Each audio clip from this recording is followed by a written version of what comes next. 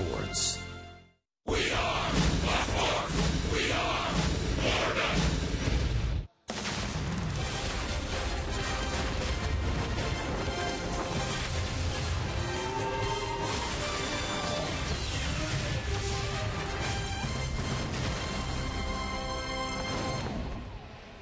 On this rainy evening in Miami, the Marlins and the Padres begin a three-game series. Trading deadline has come and gone. The Marlins quite active.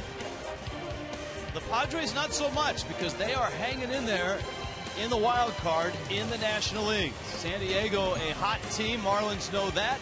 Ian Kennedy and David Phelps. That's your matchup tonight. Hi, everybody. Rich Walsh, Tommy Hutton. Jeff Conine paying a visit to the booth. Welcome to the booth. Why, thank you very much. Glad to be here. Three-man call of this game tonight. And Tommy, this is a familiar matchup. Marlins and Padres just met. Four-game series in San Diego. Seems like this day and age you have these series where teams match up within a week or 10 days. Tom Kohler was outstanding in the first game of that series, 7 shutout innings. The next game, Brett Wallace, Yonder Alonso, and Matt Kemp homered, and the Marlins lost that game. The Marlins scored just 4 runs the final 2 games. They were able to see some good pitching. They saw Cashner, they saw Kennedy, they saw Despagne, and they're going to see one of those guys tonight. But that's how that 4-game series went. The Marlins won the first one, but they lost the next 3. And the Padres have won 5 of their last 6, 10 of their last 14. They are hot. Pitching matchup. We'll get into the trades a little bit later. But it's David Phelps who gets the baseball for the Fish tonight. Yeah, David Phelps last time in San Diego gives up 2 earned runs and a quality start, only 6 innings pitched, 6 hits. Unfortunately, the Marlins were not able to muster enough offense to give him a win. On the other hand of the ball, or the other side of the ball, Ian Kennedy pitched 7 innings, only gave up the 1 earned run, and did earn the win in that start. Kennedy was not supposed to start this morning. His wife apparently is going into labor. He couldn't get a flight back to San Diego, so he gets the ball and makes the start. Trades. Who went where? What has happened? That's all coming up. When we get back, we're headed out to center field. Craig Minervini and Preston Wilson will talk about the day's moves as the Marlins and the Padres get ready to go.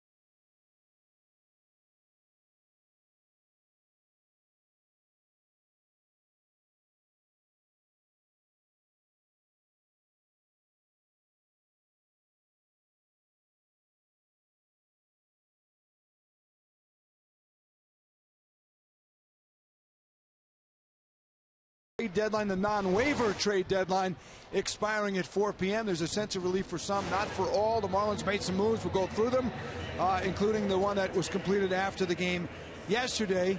In most cases, the big names here were guys that were going to be leaving anyway. In the Marlins case of Matt Latos, Morse had another year in his contract, but they owed him $11.5 million, and he did not have a good season. Yeah, Latos and Morse to the Dodgers, and Matt Latos, we saw a guy who, once he got healthy, came back very strong, pitched some really good games, and the Dodgers need starting pitching to go with Greinke and Kershaw over there. And Michael Morse, in my opinion, was starting to emerge as a bat for the Marlins. I know he wasn't healthy earlier, but I think he was just getting ready to take off. So it's going to be tough seeing those two guys go. All right, Guzman, a starter, is going to be one of the pitchers they got on the right side. The other two are not starting yet. Dan Herron, today news, going to Chicago. Got a chance to say goodbye to him as he left. He had a nice run here. Again, though, free agent at the end of the season. If there's a void that's going to be left on this team that's going to be felt immediately, it's the absence of Dan Herron.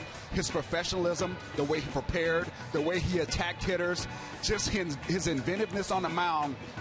All the Marlins pitchers are better for being in the same uniform as Dan Herron. Tremendous impact, you're right, on the other pitchers. And then this one is going to have a more immediate impact because you're going to see Tomas Talis tomorrow. He's a switch-hitting catcher. The Marlins really like his bat as well. Can play a little first and third. He has in the past. They have pretty good offensive numbers for a catcher at AAA. He comes from Texas for Dyson. In return for Sam Dyson, they get a left-handed pitcher, which the Marlins desperately need. They've been trying to find a left-handed starter that's going to come in and be consistent in this league for a long time. And I know they're trying to, throw some rocks out there, see what ripples their way, see what washes out. Edge should be one of those guys.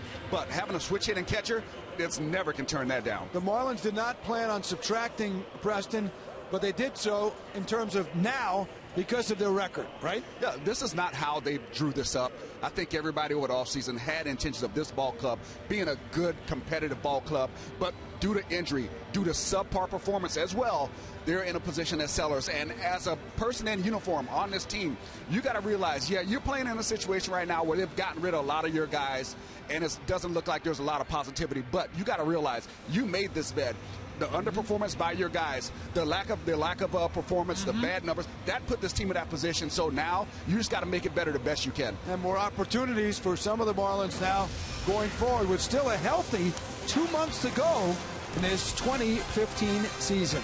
All right, here they are again, the Friars. Fish hoping for a better result at home. We'll get it started with Game 1 of Fox Sports Florida next.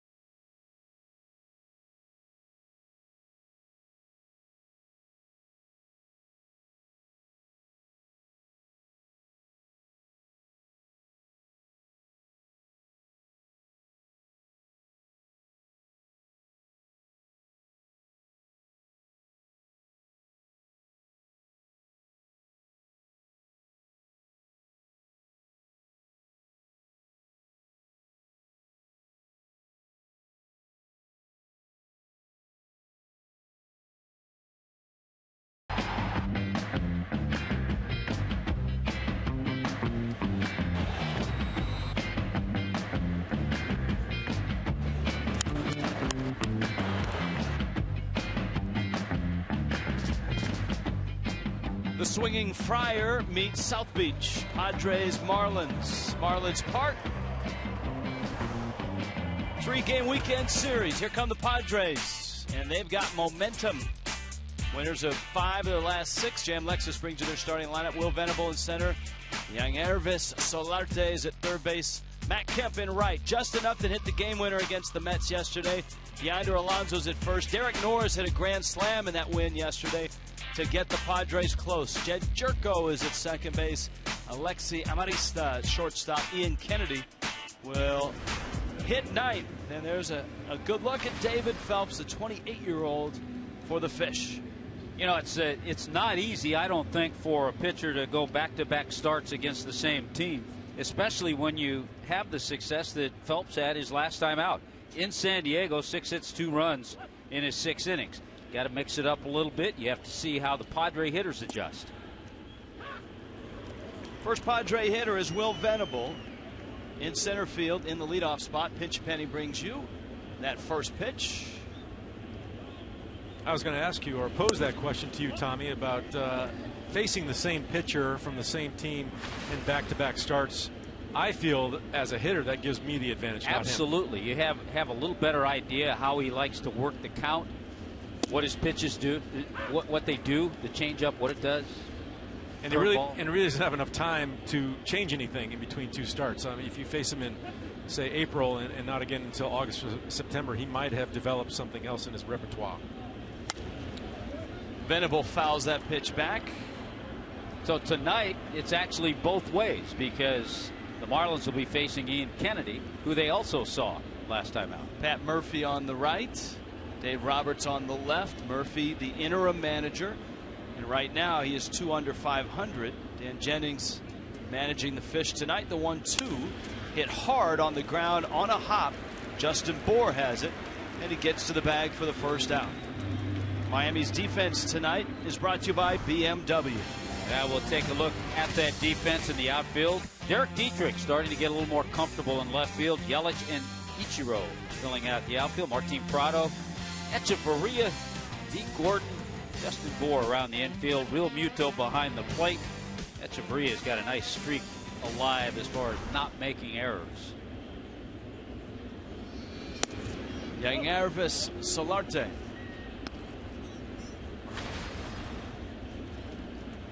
Solarte at third base, former Yankee. Split his time between the Yankees and the Padres last year. He fouls that pitch off. A 1-ball, 1-strike count. Marlins and Padres, as we noted, were just in San Diego. Padres then went to New York. The dramatic game was yesterday, but San Diego took 2 of 3 from the Mets. And so folks in San Diego hanging on and hoping, and it seems like the Padres front office is on that same page. There were no major deals by the Padres today. To left, that's Dietrich out there, and he makes the catch. Now, yesterday's ball game in New York was an incredible ride. Juris Familia was on the mound. He threw 1 pitch. There was a 40-minute rain delay. There's 2 outs. With the Mets up by 2, Norris got on, Kemp got on. There was another quick rain delay of 2 minutes. Upton then drove it to right, and just like that, the Padres, who were down 7-1 in the 7th inning, had an 8-7 lead against the Mets. What a collapse. That's a crushing blow, especially when you're in the National League East right now, trying to chase down the Washington Nationals, who came to New York to start a 3-game series, and you lose a game like that. Well, you try to forget about that, certainly because the Mets have a big series now with Washington. And the good news for the Mets, they have Matt Harvey on the mound tonight for them. Gio Gonzalez will try to beat the Mets tonight as he pitches for the Nationals.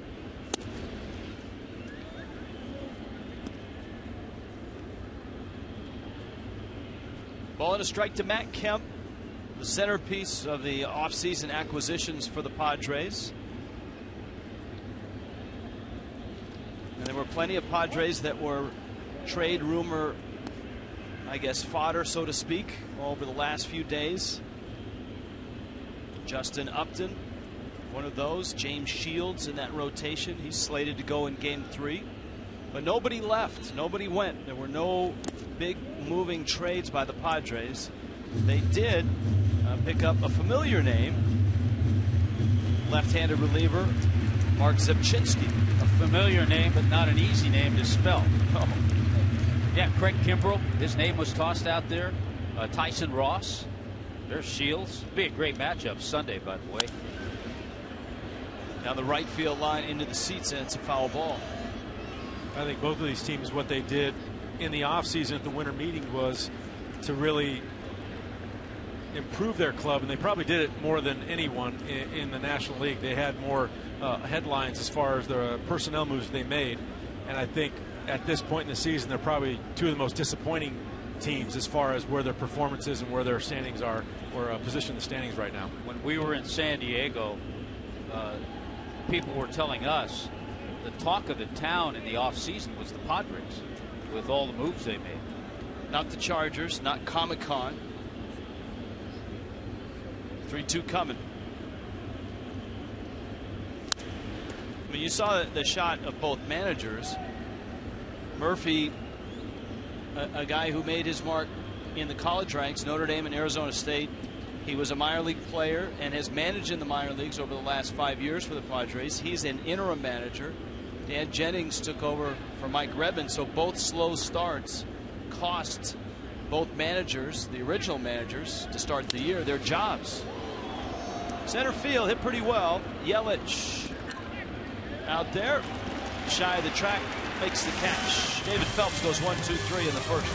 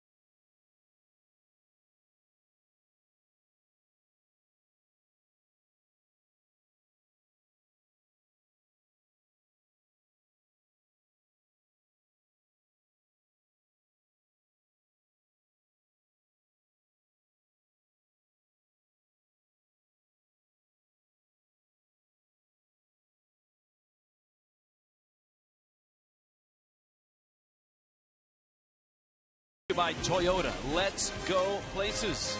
By Florida Coast Equipment, Florida's largest Kubota dealer. Visit us at FloridaCoastEQ.com. And by Auto Nation, visit us online at AutoNation.com. Oh yeah, wrestling night here at Marlins Park. The legends of wrestling are here. Marlins lineup looks this way. It's brought to you by JM Lexus. D. Gordon in the leadoff spot. Ichiro is in right. Christian Yelich hits third. Justin Boers at first base. Martin Prado at third. Eric Dietrich still in left. JT Realmuto has had a real nice run and kind of got all started on that road trip, including in San Diego.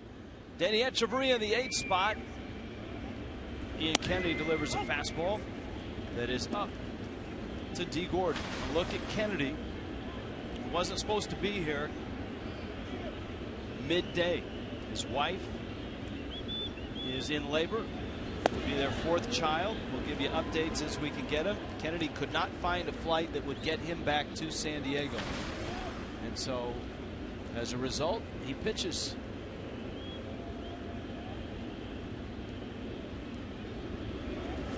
San Diego, for as big a city as it is a kind of a difficult place to get into as far as flights, especially from the East Coast. There are no, I don't believe there are any nonstops from the East Coast into San Diego. I think it's all connection. We talked, Rich, about the line that David Phelps had against the Padres. Kennedy, in his game, a 3-1 win. Just 1 run in 6 innings. That was a Derek Dietrich home run.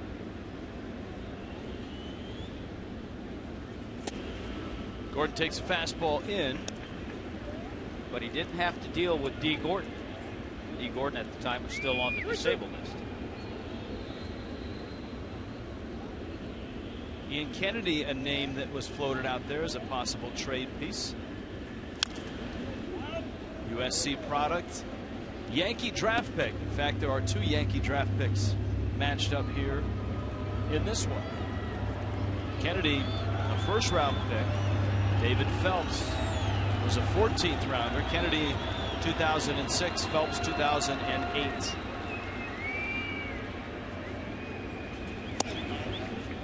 And D. Gordon is aboard.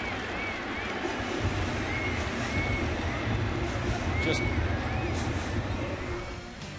there's a look at that defense, brought to you by BMW. Justin Upton, Will Venable, Matt Kemp in the outfield, Jan Hervey, Solarte at third base, Amarista, Jerko, and Alonso. Yonder Alonso's got some passes in the house tonight. Parents, friends. And Derek Norris, big night last night in New York. He's behind the plate. Ichiro now. Obviously speed at first with Gordon. Kennedy to the plate. And Ichiro takes a fastball out. Ichiro yesterday 0 for 3. Yesterday was not a good day for hitters. Max Scherzer was on. 7 shutout innings. And that new bullpen, nice and shiny new bullpen for the Washington Nationals. Drew Storen in the 8th spot. Jonathan Papelbon in the 9th spot. Marlins did not get a base runner off of either. So it was a 1-0 Washington win. Christian Yelich had a couple of hits and a stolen base. Casey McGee had a hit, and that's it. Miami had just 3 hits in the ballgame.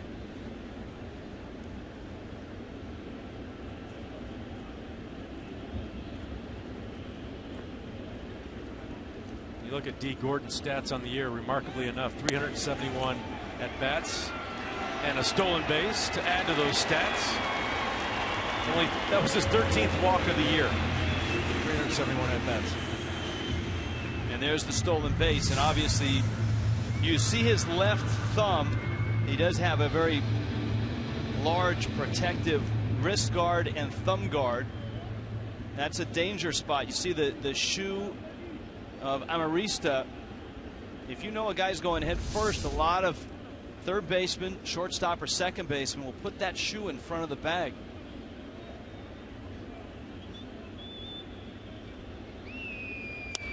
Ichiro's bunt is just foul. It's 2-1. Rich, I love it when our crack staffers chime in with information other than baseball. And we haven't heard from Peter from Weston in a while, but he lets us know that American Airlines has a 7:45 p.m. flight, Miami, direct to San Diego. There you go. So just in case. Just in case. I don't know that Kennedy's going to make that one. I think I just heard them boarding. I think the initial boarding call was just made. Yes. Group 1, but he does have TSA pre-check. Zone 1 is up right now. Yes.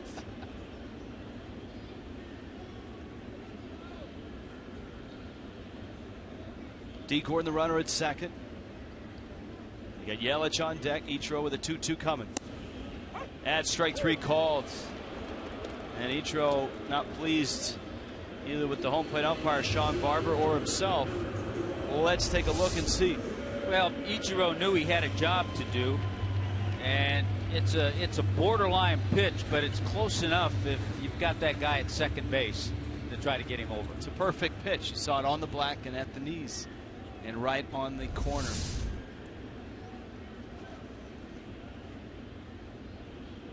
So Gordon still at second. Here comes Yelich.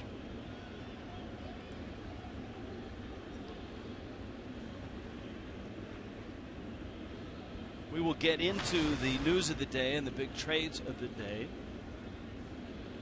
It felt kind of like yesterday was a bigger day trade-wise than today. Yelich gets into that one. Center field and deep. Venable back, looking up, and it is gone! Wow, that is a long, long home run from Christian Yelich, his first in this ballpark this year. And that's a no-doubter in any park. I'm also going to say, I don't know this for a fact, but his first to straightaway center field. Well, I wouldn't argue that for sure, but right over the 418-foot sign, wow, he put a charge into that one. Look at this center cut fastball, about as pretty a pitch as you'd like to see as a hitter. That number 1 right down there in that center box. Look at the extension he gets on this pitch. If you couldn't hear it on TV, the noise, the sound that it made off the bat was outstanding here at Marlins Park. Justin Bour. One thing that Ian Kennedy has been hurt by this year is the long ball. Yelich, his 6th of the season. Kennedy has given up 23 now.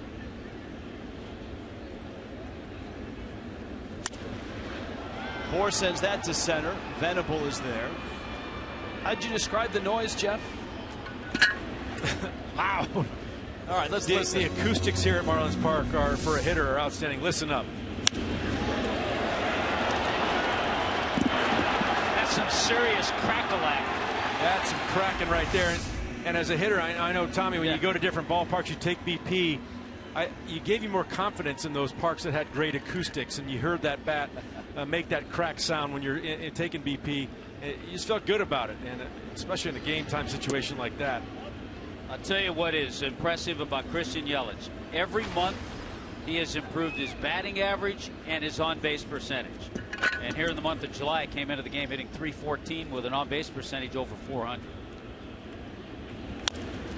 Prado a chopper. Solarte cuts it off and gets the out at first. And the inning is over, but the Marlins strike first. Christian Yelich. Dead center. 2-0 Miami.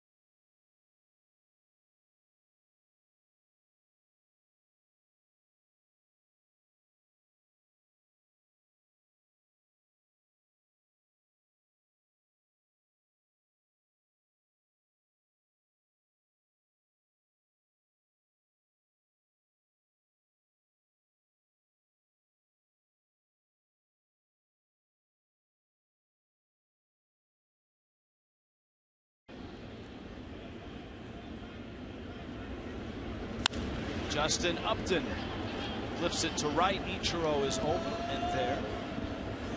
And he makes the catch. One pitch, one out.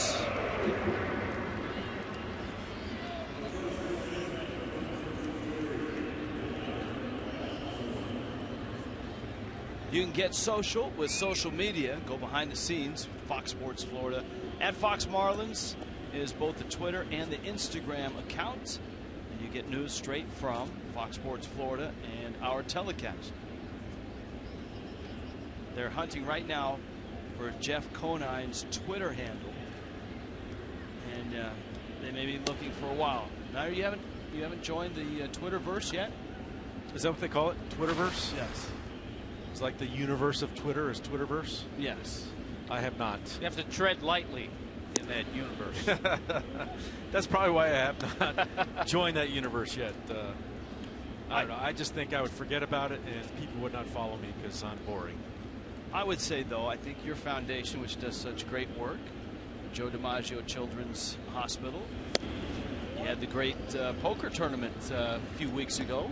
Right? Yeah, outstanding success. The Isle Casino, they rolled out the red carpet for us, and we raised over $100,000 for. See, those things would have benefited on Twitterverse. Yeah, I think your foundation should open an account. You don't have to do it. But Joe DiMaggio Children's definitely has a Twitter account. Oh, good. Yeah. All right. Well, Facebook page, Twitter account. Next time you go in there, let the kids show you how to tweet. Exactly. I'll go home and do that.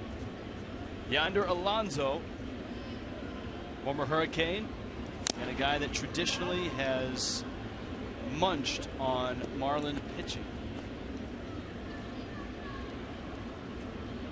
He and his old buddy Yasmani Grandal, who's now a Dodger, they both seem to get 4 or 5 hits anytime the Marlins and the Padres had a series. You can see his career, 22 games. I think as a returning player, when you come home, so to speak, I don't know, Tommy, if this worked out for you, but my home in Southern California, when I played the Dodgers or the Angels or the Padres, I always seemed that was my homecoming, so to speak, and I always thought I did pretty well out there. Yeah, you're right. I can think of a couple of nice series at Dodger Stadium. Part of that was, a little get back because of frustration being in their minor league system for so long, and then coming back in another organization. We saw the shot of Giancarlo Stanton. He always seems to go off whenever he's in either Southern California or California anyways. Northern California, both sides of the bay, San Diego, and Dodger Stadium. Stanton continues his rehab progress, hitting in the cage now. That's a strike. Sean Barber rings up. Yonder Alonso. Boy, I think Alonso was looking for something different right there. That is a fastball right down the middle. He just looked right at. He's looking for something off speed, possibly. Good little comeback fastball right over the inner third of the plate. That's the old Greg Maddux type fastball. You know what I love watching David Phelps?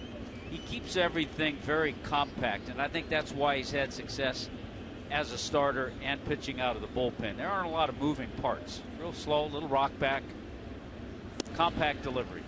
I think he hides the ball well because if you look at the radar gun, he's 89, 91 tops miles an hour. His ball is not doing a tremendous amount of movement, but he's got great location. And I think the deception makes it look like a much faster fastball. Ball and a strike. When we get back for the third, I want from both of you the most impactful trade over the last few days. Which trade do you think will make the biggest difference for which club?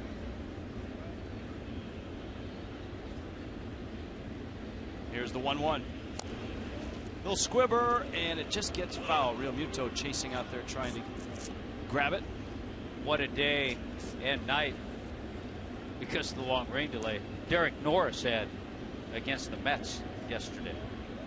Had a 5-hit game. It's 5 for 5. And one of those hits, a grand slam. Norris acquired from Oakland in the offseason.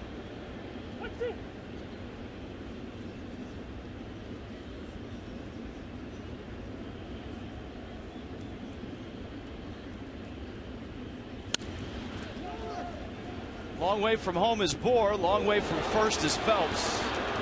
And Norris will beat it. I think Phelps thought that would be D. Gordon's ball and that Bohr would hang out at first base. There are a couple of things you have to remember. D. Gordon might get to that, and there may be a play there, but there's also a play if Justin Bour gets it and if David Phelps gets over quickly. Right there, he's not going full bore. Full bore, Justin Bour. You have to know, if you're a first baseman, your pitcher's ability. Some cover first better than others.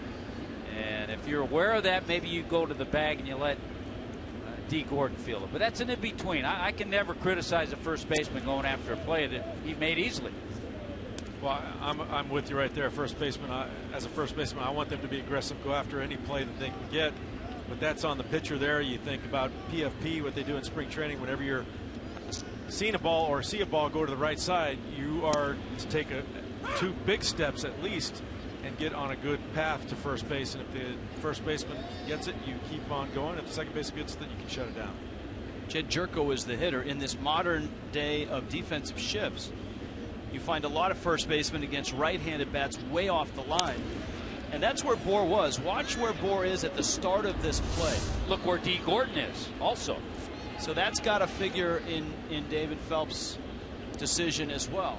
I mean, he only took 2 or 3 steps, right, to get the ball.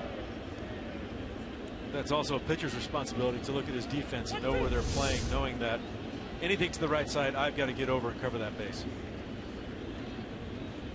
But the lucky recipient is Derek Norris. He gets the base hit. That's a base hit. And he's 6 for his last 6, he's right? He's hot. Yeah, he's hot. 5 hits yesterday in a grand slam. A little ground ball single. You get on a run like that, that's a base hit. 2-2 to Jerko. 2-0 Miami. Christian Yelich 2-run homer.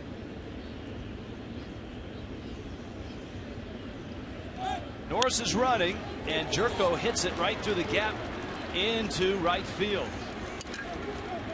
A little run and a 2-out swing hit to right. Padres now at the corners, so a little mistake suddenly turns into first and third. Well, with 2 out, it's not a hit and run, but look at the opening over here. A lot of room on the right side, so you give credit to Jerko. He sees the runner take off, and then with D. Gordon covering, there's even more room, and he finds that hole. Another thing you're taught there, Tommy, when you take your swings in batting practice, and especially spring training, when you're working on hit and run, with the hitting coach work on hit and run where you're supposed to hit it.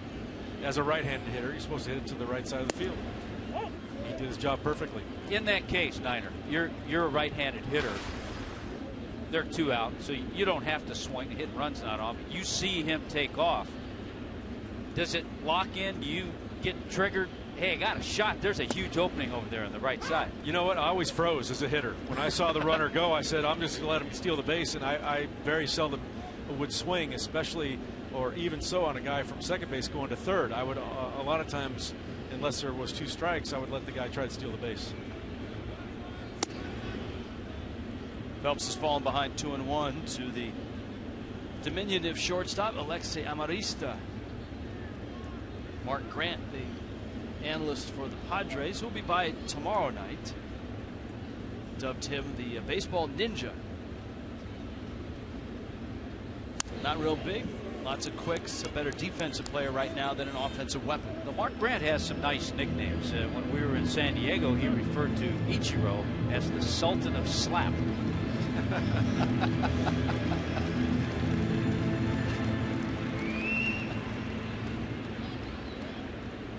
Mark Grant looking studious there. The legendary and now Hall of Famer Dick Henberg next to him. Center Yelich is there and makes the catch. Phelps avoids the 2 hits. When we get back, most impactful trade from Tommy and Niner.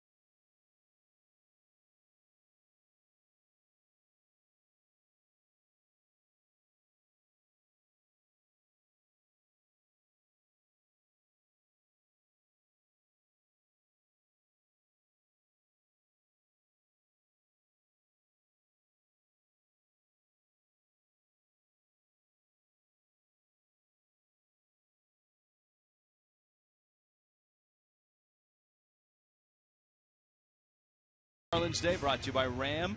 Submit the best vintage photo of yourself by using the hashtag #FlashbackMarlins. And we'll select the best photo, feature it in tonight's post-game show. Rich Waltz, Jeff Conine, and Tommy Hutton. The biggest trade today, I guess biggest name would be the Mets getting Yoenis Cespedes, right, from the Tigers. The Mets finally getting their bat. Maybe not as big a bat as they were after, but one that certainly should impact their lineup. Well, also because a few days ago they acquired the veteran Juan Uribe, Kelly Johnson, so they've added to some offense, and then Tyler Clippard in that bullpen. So I think the Mets really helped themselves tremendously. Derek Dietrich at the plate. As Tommy pointed out, Dietrich went deep against Kennedy the last time these two met, and that was the only run that Ian Kennedy gave up. Kennedy had a great night, just 1 run, 7 hits, struck out 8. Dietrich got him, but it was a 3-1 win for San Diego. Dietrich pulls it, fair ball. Alonso to Kennedy, and there's an out. All right, most impactful trade. Let's start with you, Tommy Hutton. I'm going to go with Troy Tulowitzki. I mean, it's a great offense the Blue Jays have, and he's just going to make it better. They're actually hitting him leadoff. They might not now because they acquired Ben Revere, but Tulowitzki, I think, will really help that Toronto club. All right, I like the music that went with that trade. That was thrown in at the last minute. Jeff Conine, your most impactful.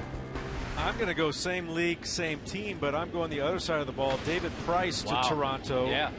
When you look at what the Toronto offense have done, they have no problem scoring runs, but they have had some problems in their pitching department with a 4.4 team ERA. So I think he's going to help out tremendously. Plus, you know what, Niner, he's pitched, and he has no fear of pitching against the Yankees. I mean, he's done that. Been there, done that. And they're only 2 games out of the wild card right now, so that's a good spot for them. JT Realmuto takes a strike. Now, mine may not be the sexiest, and Hutt actually, this is probably his second choice. Yes, it is.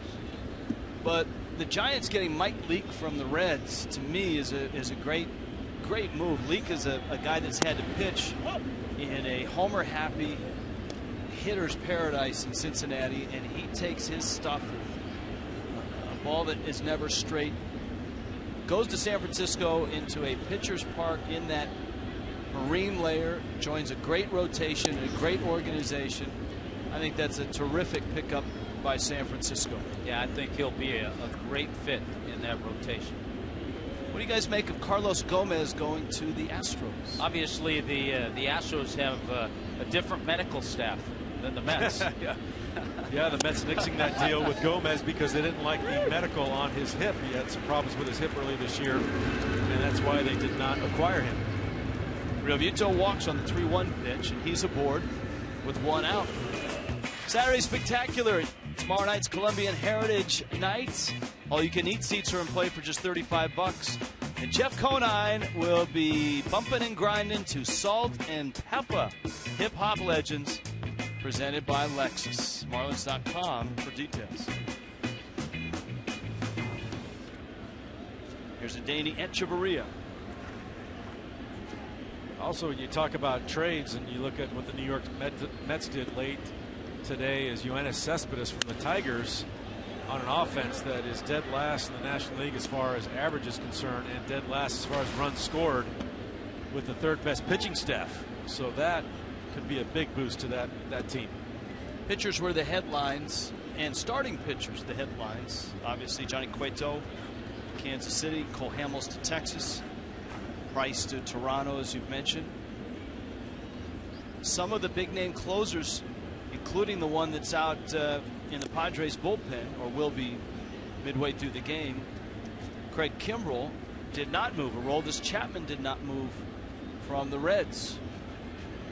Obviously, Jonathan Papelbon, we just saw him in a Nationals uniform. You know, I think you have guys like Kimbrell and Chapman, and they might be dangled out there, but you're going to have to overwhelm the team. You're just not going to give those guys away. The Phillies finally trading Cole Hamels.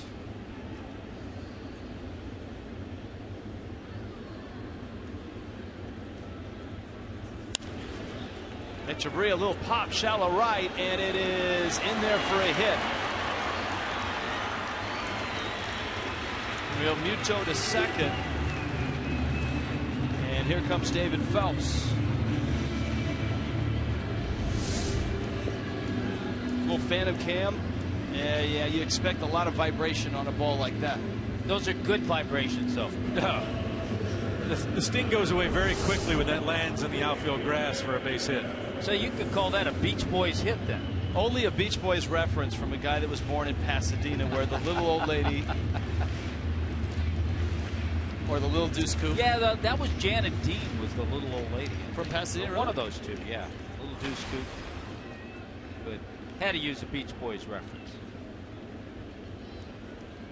Phelps squaring to bunt, pulls back, and takes a strike. When the Marlins were in San Diego, the local papers, talk shows were all bracing for 3, 4, maybe 5 Padres to be traded. Kimbrel, Upton, maybe Kennedy. But nobody moved. And I guess a lot of questions are, is it because the Padres have won 10 of 14 and 5 of 6, or is it because they couldn't get what they wanted and figured to hang on, maybe try to deal some guys in August? You know, I think when you're not all that eager to trade, you really, okay, you stand pat, you want to be blown away with a good deal.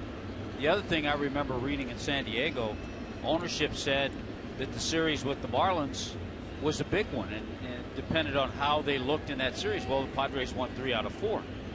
They just won 2 out of 3 in New York. That's a high pop on a bunt. Solarte's going to catch it. Everybody stays where they are. Realmuto at second, and Echeverria at first. And it's up to T. Gordon to squeeze anything out of this inning. And you look at where San Diego sits right now in the wild card standings. They're 7.5 games back, which I guess is a realistic deficit to make up in 2 months of a season. So if you got confidence in your team to start playing the way they've been playing the last 2 weeks, then maybe you stay pat and let this thing work out.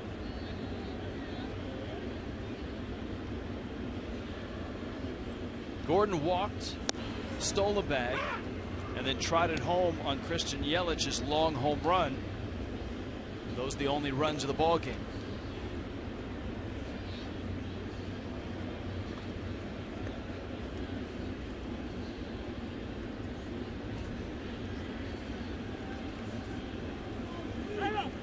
We could rehash the Marlin trades. Most of you know exactly who's gone. Dan Aaron, certainly.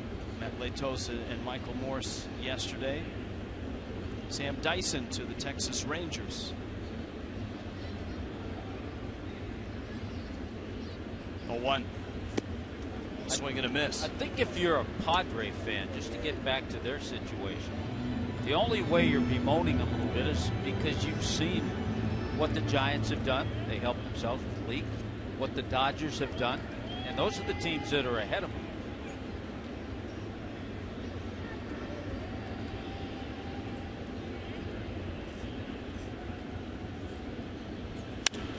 Gordon hits that one well. Center field. Venable back and is there and makes the catch. On the button, but in the glove of Venable. Still 2-0.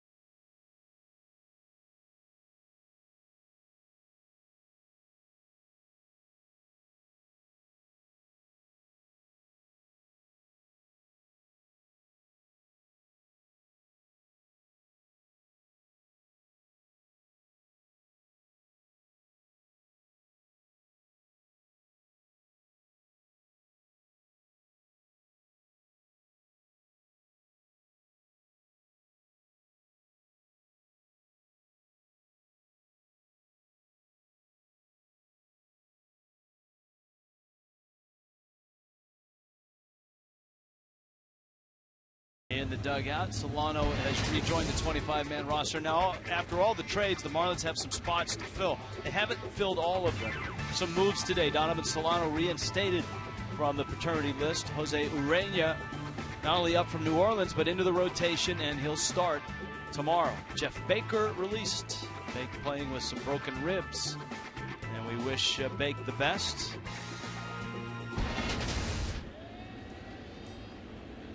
As well, I mean, if you're looking to see who's coming and who's going, Urena will arrive.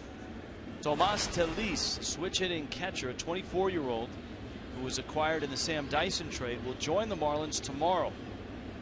He was having a very good offensive year, 291 in AAA Round Rock, 15 doubles, 5 homers in 70 games. He was up with Texas in July. Had 11 at-bats in the big leagues, cup of coffee, so to speak, 2 hits. It's amazing he's hitting 291 this year in AAA. His career minor league numbers, 291. I think it's interesting. Cole Hamels going from a hitter's park to another hitter's park in Texas. Ian Kennedy is the hitter for San Diego, and you got Will Venable and young Ervis Solarte. Yeah, that was a fun park to hit in Texas, especially when it gets real hot. Wind blows a little bit. Right center field. They called the jet stream, and it flew out of Texas into right center. There's the Dyson trade. Telis is the switch-hitting catcher, will join the Marlins. And a lefty reliever that the Marlins have had good reports on, Cody Ichie, Sioux City, Iowa native. Well, Like the University of Louisville. Like those numbers. An ERA of 1. Doesn't matter what league you're in. That's pretty darn good. Yeah, he's gone from single-A to double-A this year.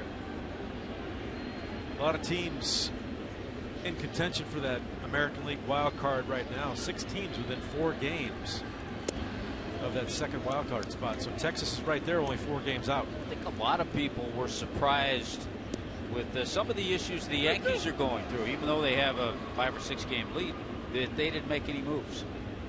Yeah, normally you would think what we've seen in the past, especially with the Steinbrenner years, they would take advantage of that trade deadline and add some firepower to whatever team they had, regardless of the lead. There seemed, for the Yankees, and maybe to their credit, there's more of a shift towards player development. They've drafted well. They're starting to develop well. So maybe not making a move is a good move in that case. I agree. They've really changed their philosophy, so to speak. They used to just go out and buy the best talent available at every position, but you're right now that you've got a different philosophy there. They're developing their guys for their minor leagues. Maybe they saw Boston develop some good players and wanted to follow suit. 9-pitch at bat by Ian Kennedy to open up this 3rd inning against David Phelps. And he lines one in the gap, right center field. That's quite an at bat by Kennedy. It goes to the wall. Ichiro retrieves it. And Ian Kennedy is aboard with a double. You know, sometimes there are bats that pitchers take that you just think that they're right on pretty much everything they're hitting. And Ian Kennedy had one of these at bats right here. You see number 10 right down the middle. Here's the amazing thing. For Kennedy, it's his first at bat of this ball game. He's facing David Phelps. He hit a ball in almost the exact same spot in San Diego against Phelps in his first at bat in that game, and it was a double to the wall in right center. Don't tell me it was the 10th pitch of that at bat too, because then I'd be really freaked out. I don't think so. Okay. Yeah, I don't think he had a 10-pitch at bat then. Kennedy is doubled. Venable and Solarte will follow.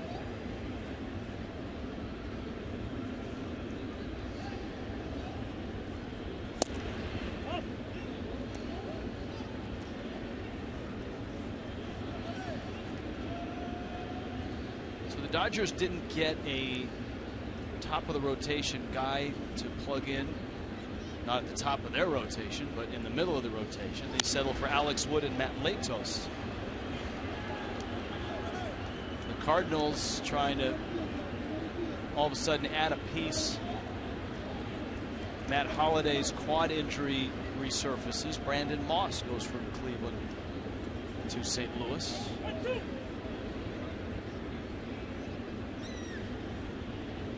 Royals did a lot of their damage early. And Zobrist, Johnny Cueto. Yeah, actually, that's a good mention. Kansas City did a good job with those two. Certainly versatility with Zobrist and a quality starter in Cueto. Yeah, surgically they did it. I mean, well before the deadline, before everybody got all hot and heavy, they went and got who they wanted. And they're in a really nice position, I think. Yeah, they're in an excellent position, especially with the kind of disappointing season the Detroit Tigers have had. They became sellers at the deadline this year rather than buyers. And you've seen the Detroit Tigers over the last few years try to add at that trading deadline because they've been right in the mix, but this year they're kind of falling out. Venable to right, Ichiro with the catch. The trade that took 3 days to make, Latos and Morse, a lot of that had to do with the Dodgers and the Braves agreeing on what they were going to exchange. These are the arms that the Marlins got back from that trade with the Dodgers. Obviously, you want to help your minor league system. They're young players. They're all in A-ball, and you hope that they grow, mature, and improve, and that you see one of them down the road. That's what you hope for when you get young players at that level. I think the interesting thing about that trade is that the Dodgers designated Michael Morse, Pittsburgh designated Jose Tabata, and then they traded the two for each other. So Michael Morse now a Pirate. That one just over the head of Gordon and into right, and that's going to chase home a run. Yangervis Solarte cuts the lead in half. And that 10-pitch at bat by Kennedy, which he doubled, is a significant one now. Not hit real hard there. See, is a pretty good fastball. The inside part of the plate gets jammed, but just enough to get it out of the reach of a jumping D. Gordon, and he's got some ups, as we know.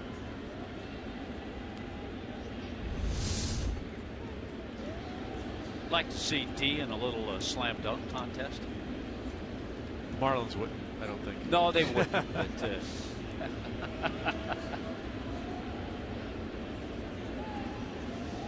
now Kemp.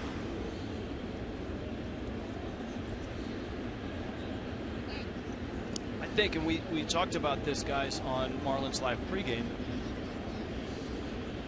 As you look at all the trades that the Marlins have made, and none of their core pieces did they trade, but the disappointment of losing a Dan Herron and having to make the trades, I think the disappointment is in being in that position. And we kind of talked with Michael Hill, and he said essentially the same thing, that the disappointment or the pain is in being in a position where you've got to make these deals, where you have guys that are going to be free agents, you're not in contention on the 1st of August, so to speak, and so you have to get what you can get for those guys who, moving forward, are not going to be part of your team next year. In a case like Michael Morse, performance dictated that he's not part of the future plans, and he had an awful lot of money coming his way. Yeah, and I think when you put as much effort as the Marlins did into improving this team in the offseason with all the deals they made, and I felt everyone was on the same page saying that we had a good group of guys that could make a playoff run this year. And like you said, when you get to this point in the season with only 2 months to go and you're 18 games under, it's hard to say you throw in the towel, but it's like, okay, let's start looking for the future and next year. well, certainly injuries too. Anderson Alvarez out for the year. Jared Kozar, who was expected to be a solid man of the rotation. I'll give you Yelich is back. Yelich is back early on. Michael Morse had the finger injury early. He was supposed to be a factor in this whole thing. Matt Latos was on the DL early. he really didn't even have a spring training. He battled knee injury that he had coming in here, and when he finally got healthy, he was what the Marlins expected. Etch to Gordon to Bohr. Tinkers to Evers to Chance. Sort of. Modern day.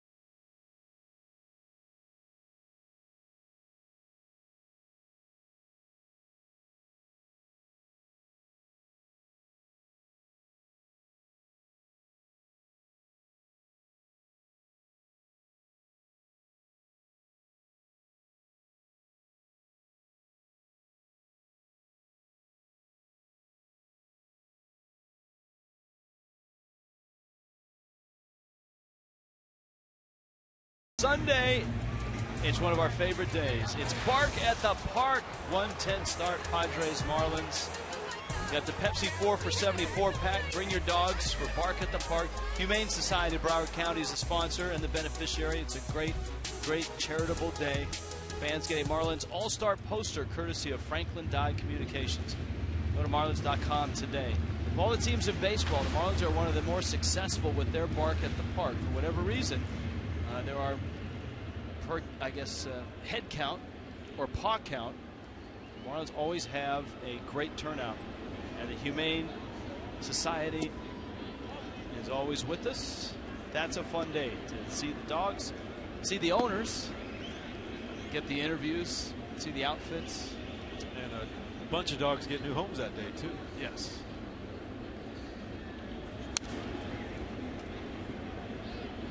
For you cat lovers, I think Major League Baseball is still trying to figure out how to do cats at the ballpark. You have to be a meow in the park. Meow in the park. Yeah.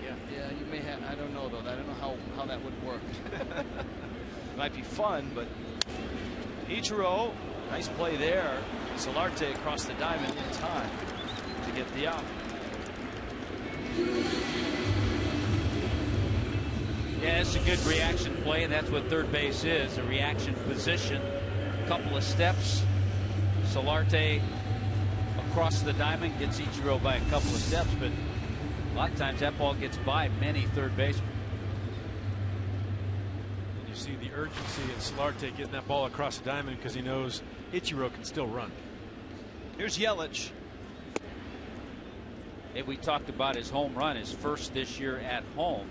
Yelich had homered at Yankee Stadium, Wrigley Field, Rogers Center in Toronto, Dodger Stadium, and PNC. In case you missed it, this is a Stanton-esque drive. Do you see, Niner, Christian Yelich down the road 15, 20 home runs? I do. I think he's going to be with an average 280 to 300 with 15 to 20 home runs. I do see him as that type of hitter. It's an easy power. He's not a physical guy. He's not big, strong guy that you're going to say he's going to muscle balls out of the ballpark. But when you see a swing like that one right there, mechanically perfect, I think he's going to be able to pop 15 or 20 out.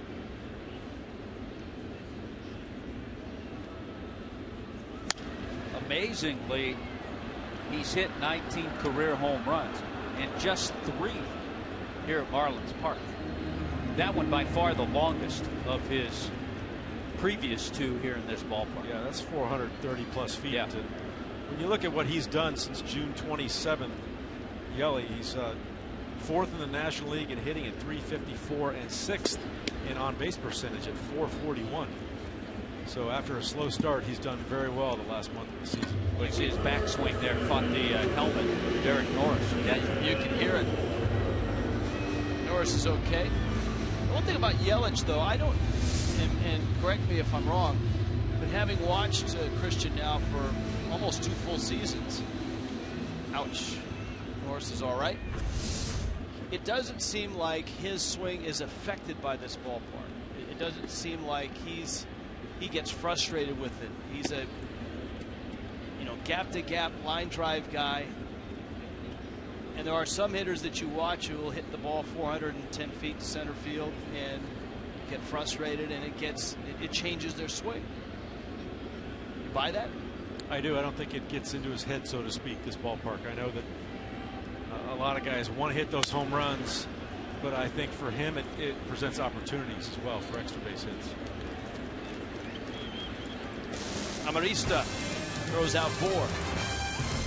2-1 Miami.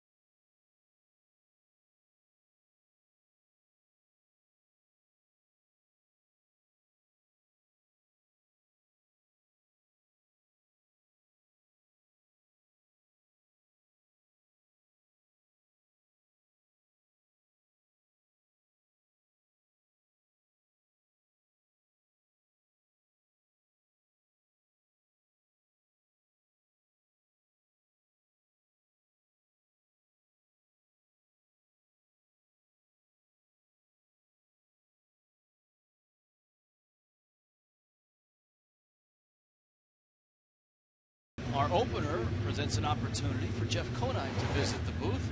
Now, center field, Booth. Which one you like? Oh, I don't want to disappoint Craig on this one, but that's okay. It's okay. All right. It's different because when you're out in pregame, postgame, you're there for 30 minutes, whatever. But here you got to be on all the time. And see, look at those guys relaxing right now, Preston. I know they're in a hammock somewhere. They're in the suite where you usually are. Oh.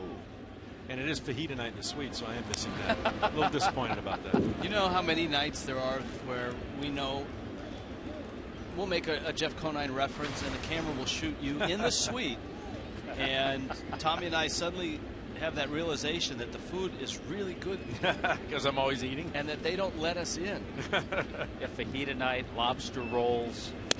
Every now and then I will sneak in under cover of darkness.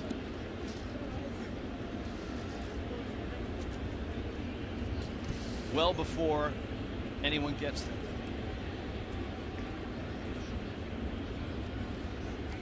Justin Upton pulls it on the ground.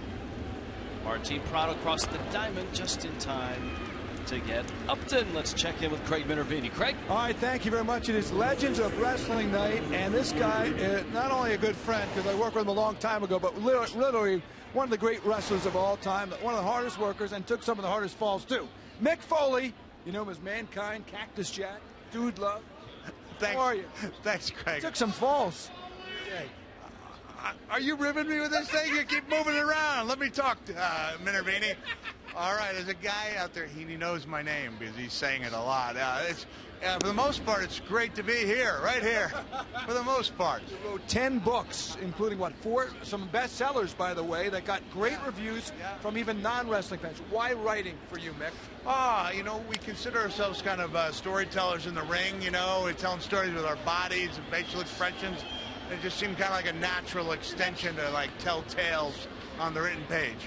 You made a belt, I guess, or just helped design it for Jose Fernandez today, huh? Well, we presented it to him. Yeah, I had nothing to do with the designing. But as you know, kind of a down day to be a wrestler. We lost Roddy Piper, and we had to present the belt less than 20 minutes later. We just kind of gathered together. It's a bad situation. We'll make the best of it. I'm trying to enjoy myself here at the park, trying to make a lot of people happy at the same time. Not easy. The great Roddy Piper died today at the age of 61. You also threw out the first pitch. Now, Mick, a great athlete in his day, not many know, worked in the backfield with Kevin James, the actor, comedian you went to school with or friends with. Well, I tried to open up holes for Kevin. I wasn't in the backfield. As soon as I looked down and saw myself on the big screen, I was like, why didn't somebody tell me my pants were 4 inches too short? Oh, man, I could see the Governor Christie comparisons already, but the pitch was awful, and so I'm just trying to laugh, man. Lacrosse guy. I know, but I was a pretty good baseball pitcher back when I was 11 or 12. I was a lot better when I was 11 or 12 than I am, now that I'm 50. So 39 years, a lot can happen to a guy in 39 years. Turn out here today for the wrestlers, huh? Yeah, people kind of love wrestling across all lines.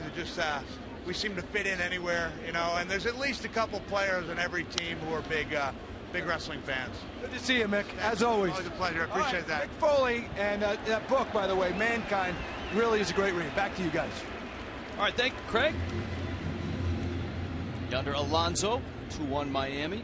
Craig seems to have a nice connection with the wrestling group. Well, he's one of them. He's an alum. At one time, Craig DeGeorge. Craig, are you still on? Yes, I am. And is John, send our cameraman over here. Where is he? At any time, this is very interesting. Craig, at any time, did you see any live action combat? Where every now and then the announcers get mixed up in some of the hijinks. It did happen a few times. Look at this. This fan just came up. Now I don't know what book this is. Can you see this? Well, look at this. What is this book? It's an encyclopedia of all the characters. Yeah, you're a character, all right, Craig. She got that one right. I got hit by Andre the Giant's elbow on live television. I had a do-si-do with Hillbilly Jim. Yes, and most of the time you didn't know it was coming. It was antics that just came up. I like it. She's got the book. She's got your autograph. The whole thing. That's a good book. Yeah. Diving stop by Gordon. Hope it didn't go down in value. Go ahead. And unable to get the out at second. And again, Derek Norris is aboard. And I would expect that'll be a hit as well. So he's 7 for his last 7. Well, he's just on fire. Great attempt and effort by D. Gordon. He's trying to catch and flip over his shoulder all in one motion. And yeah, it'll be an infield hit. Saw Phelps there thought about going up with his pitching hand, but he retracted it back. Good thing for pitcher. Most of them will stick their hand out there and risk getting injured just to try and stop that ball, but most often it doesn't result in an out.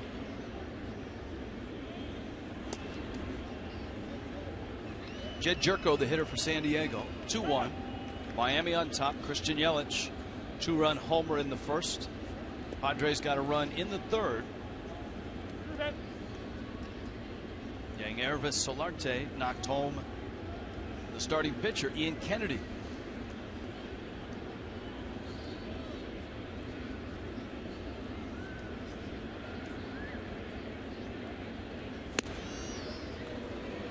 Jerko takes a rip, and it's 1-1.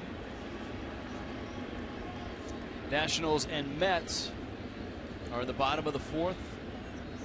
And so far, Gio Gonzalez has matched Matt Harvey. Scoreless.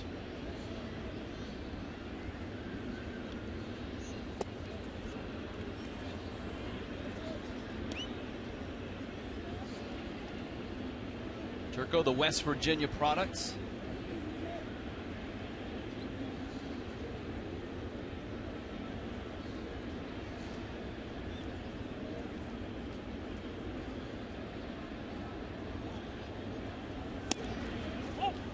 Craig talking about his hijinks in the wrestling ring, getting hit by the elbow of Andre the Giant. Probably was talking about with baseball is that the first slam that D. Gordon dropped on him after a post-game win. He got posterized. It's true. I think that was the first slam dunk celebration, of which the Marlins wish there were more. That one fouled back, and let's hope that in the future that there are more. Michael Hill, Marlins president of baseball operations, will be live on the set tomorrow with Craig Minervini and you, Jeff Conine. I'll switch hats and be out in center field tomorrow. So you can only take me and Rich for one night, right? One night at a time. It's a steady dose, like once every 3 months or so. No, I enjoy being up here with you guys and talking the game and breaking it down. It's always fun for a baseball player to talk about baseball. Absolutely. Jerko drives one to right, and that's foul and into the seats. Rich, even one of the reports I heard talked about the Padres and the different names that were mentioned. I heard Jerko's name mentioned, that maybe he would be a guy that could just unload that contract. They gave him a contract that I think surprised a lot of people after 1 year. And with Pat Murphy as the interim manager, it'll be curious to see what they do and where they go in that direction next year. That's a good point. I mean, an interim manager is an interim manager unless he wins. If he wins, he becomes a permanent manager. Runners on the move, line to left, and that's going to result in a run. Dietrich picks it up. Holding at third base is Norris. The runners on the move. Jed Jerko rips one to left. A couple of times tonight, the Padres have had runners going in run and hit situations. So they put the game in motion, putting a little pressure on the Marlins. Almost get by Dietrich out there in left field. You know, as a new outfielder, this is something that you got to get used to, is how that ball checks up on a number of different fields of play. Here at Marlins Park, it might check up, whereas in San Diego, it might skip and go much more quickly. So as a new outfielder, and I was once as well, I was an infielder that got kind of put out in the outfield when I was with Kansas City. You kind of got to learn what that ball's going to do. That's a good point, because I think it's easy to say it's easier to go from the infield to the outfield than it is to go from the outfield to the infield. And in some respects it is. But you brought up a good point with the different hops on the grass. That's different in every ballpark. Every ballpark's different. I know Oakland was probably the worst as far as a snake was concerned. When you get a roller out there, that ball would move 6-8 inches on either side because as it's rolling out there, because of the way the grass is cut. Yes, the cross cut looks great on camera, but it wreaks havoc on a ball with seams rolling toward you as an outfielder. You can kind of see the cross cut pattern in shallow right and shallow left. And the reason it looks that way is the blades of grass are bent in one direction because of the weight of the mower and the direction of the mower. Now Marista pops it up. I don't know if you saw it, but the other night when the Red Sox honored recent Hall of Famer Pedro Martinez, in center field they had the grass cut to the number 45. I always wonder how they do that. They have a very gigantic stencil they put out there.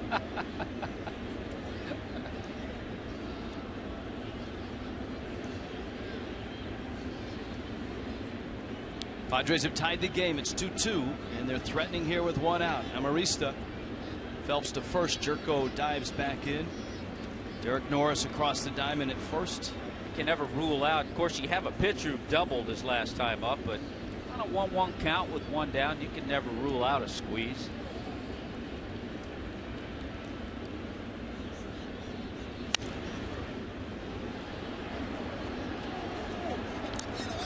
One and two.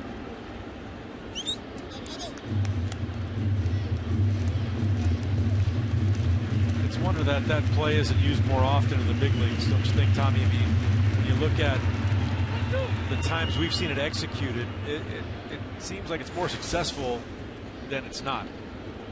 Is it successful because it's used sparingly? I think it's a very difficult play to defend.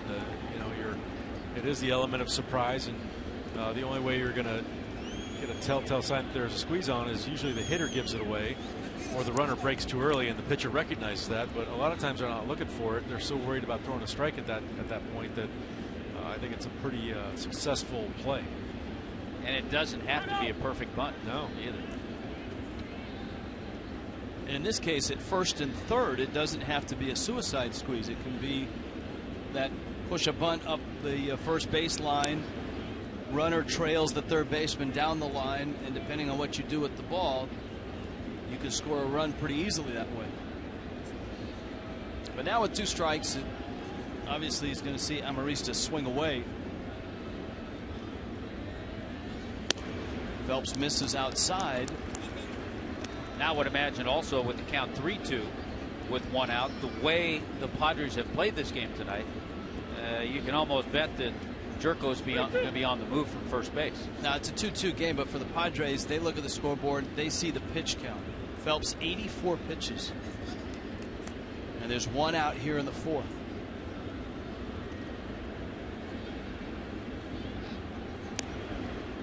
And so it's a pretty good bet that Phelps won't be pitching come the 6th inning if this keeps up. And Amarista is a contact guy, only 37 strikeouts on the year, so I think you're right, Tommy. I would suspect that he would be on the move. Runner goes. Amarista lifts it to left.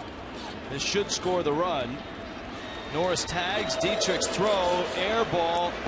And Jerko is going to get down to second base. And that's the inexperience of Derek Dietrich in left field.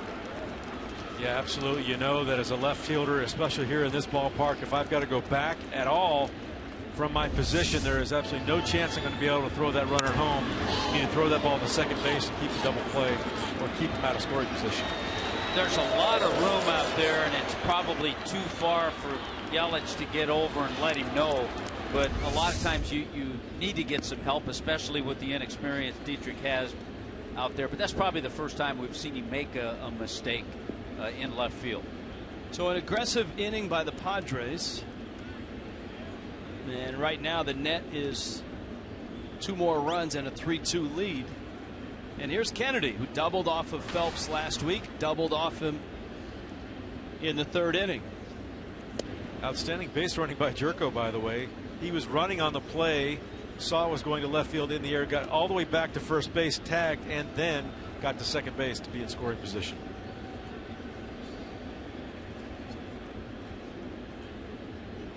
Yelich is way over to right center. That's where both of those doubles went. And Phelps, with his pitch count climbing, misses in.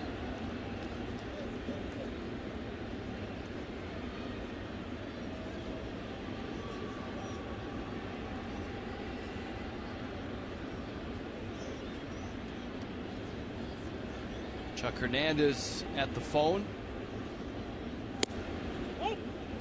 That misses as well. Maybe the most interesting game to watch tonight around the league is Kansas City and Toronto for the names that are now in new places. Ben Zobrist has driven in 2 runs in support of Johnny Cueto. Cueto's given up 3 runs. And with Zobrist, you always have to look and see where he's playing. He's in left field. Troy Tulowitzki is in the leadoff spot still. He's 0 for 2. Rich, there may be a little interest in that Washington Mets game as well. I know. In New York. It's always fun to see new faces in new places. A strike. Kansas City and Toronto are tied 3-3 in the 5th. The Mets have the first run of that game. Bottom 4. 1-0. Mets on top of the Nationals. Wilmer Flores is 1 for 2 with an RBI. How about that? And he struck him out. Kennedy goes down, but the Padres scored twice, take the lead, 3-2.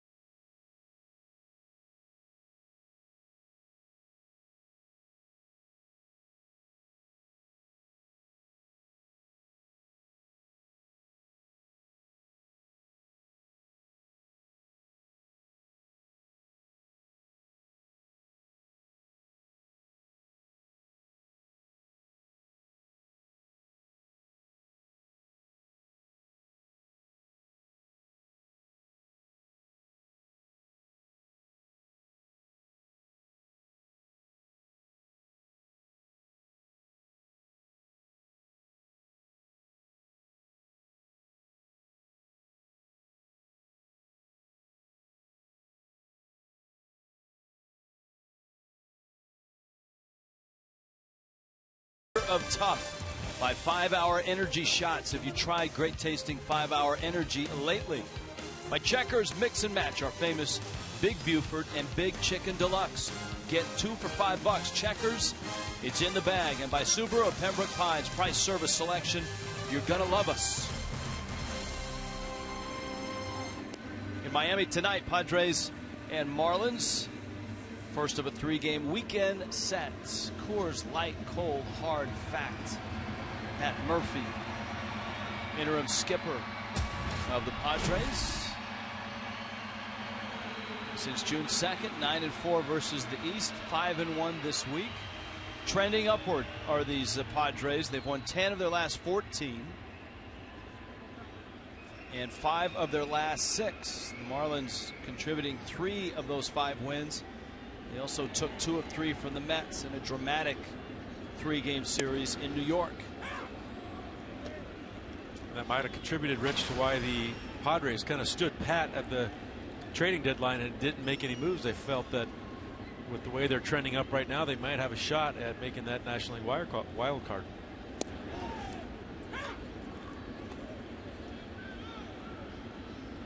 Here is the wild card. Arizona 6.5 back. Padres 7.5. Mets are 4.5. Pirates and Giants, and that would be a rematch, right, from last year. Bouncer to the left of Solarte gets the out at first. Saw where the Pirates had to place A.J. Burnett on the disabled list today. All right, we've talked about players that have left. I talked to both of you guys before the game, and we were bringing up a point. If you look around baseball and if you look at the Marlins roster right now, and there isn't a team in the major leagues that wouldn't want to have a huge power bat such as Giancarlo Stanton. Every team wants a leadoff man. There are a lot of teams. Padres, a great example. Will Venable hitting leadoff. Every team wants a leadoff man. The Marlins have that in D. Gordon. Every team wants an ace. The Marlins have that in Jose Fernandez. They have a terrific left fielder, a Gold Glove left fielder who could hit 300 in his career. So there are some great pieces that the Marlins have that you need to build off of. And that is one of the reasons why this season is such a disappointment, because the core seems to be there, the pieces seem to be there. I'll add the back of the bullpen caps right now, and A.J. Ramos.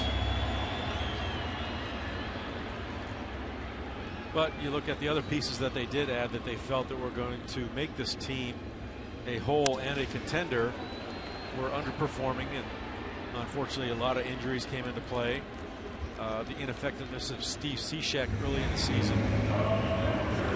But that gives way to the emergence of A.J. Ramos as a closer, and Carter Capps is a phenomenal setup guy. Yeah, guy really came into his own, Carter Capps. So I guess the hope is that the money that the Marlins were able to unload in the Morse trade is available next year, and that, you know, all indication in talking to Mike Hill today, obviously that is for any team that's in that situation. You want to clear the decks as much as you can to get a fresh start at whomever you want and whatever you need in the off season. And I guess the lesson this year is the pieces you add need to be the right pieces. And that's easier said than done for any team in baseball. Yeah, any team in baseball. You look at the New York Mets, so to speak. They are dead last in hitting at 235. They scored the least amount of runs of any team in the National League. Yes, they have the third best pitching staff, but they are right in the thick of things with 4 games out in the wild card. It's not an exact science. These San Diego Padres, they are behind the Marlins in pitching. They're way behind the Marlins in batting. They're behind the Marlins in club fielding, yet they are much closer. They're 7 games better in the win column than the Marlins are. Real Muto pulls it foul. You talk about positions that, Tommy, you touched upon, first base and center field, positions that were supposed to be strengths. Yeah, I think you have to add the catching position, because remember, Jared Saltalamacchia, carrying over from last year, came out and had a really disappointing spring and start to the season. All of a sudden, though, I think that position has become somewhat of a strength when you have a young, athletic catcher in JT Real Muto. Fish go 1-2-3 in the fourth. 3-2 Padres.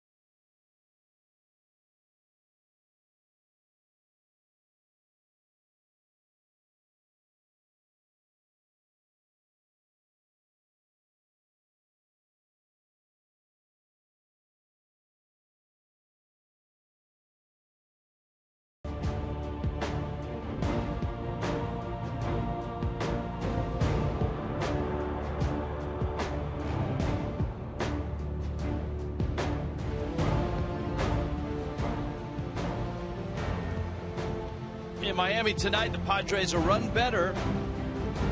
Legends of Wrestling, Raleigh Fingers is here. That one, a broken bat liner. Echeverria has the catch. He's going to throw to first anyways, and gets the out. There's one out. This copyright telecast presented by the authority of the Marlins may not be reproduced or retransmitted in any form. Accounts and descriptions of the game may not be disseminated without the express written consent of the Marlins. Batting Ervis Solarte. It was 1 for 2. You got Matt Kemp to follow. Padres got a single run in the third. Solarte with an RBI hit. And then 2 more in the fourth to take the lead and erase that Christian Yelich 2-run homer.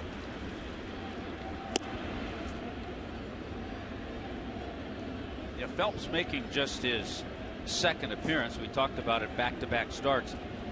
Because when he faced the Padres in San Diego, he'd never faced San Diego before. See Solarte there with Venable making an out on the first pitch, basically taking a strike there. The first 2 pitches he wasn't even going to offer at. Into right, Solarte. Second hit of the night. The whip around has cool music and lots of baseball. It's on Fox Sports 1. Hit the cool music. Where's the cool music? There, thank you. Instant analysis, live look-ins from around the league. MLB Whip Around airs weeknights 7 Eastern on Fox Sports 1 and streams live on Fox Sports Go.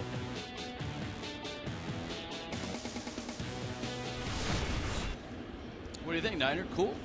Very cool. It's kind of reminded me of that scene of the Night of the Roxbury, where those guys were. What is love? Will Ferrell and Chris Kattan. Out there. Gordon's turn. Out there. Beauty. Prado to Gordon to Bohr.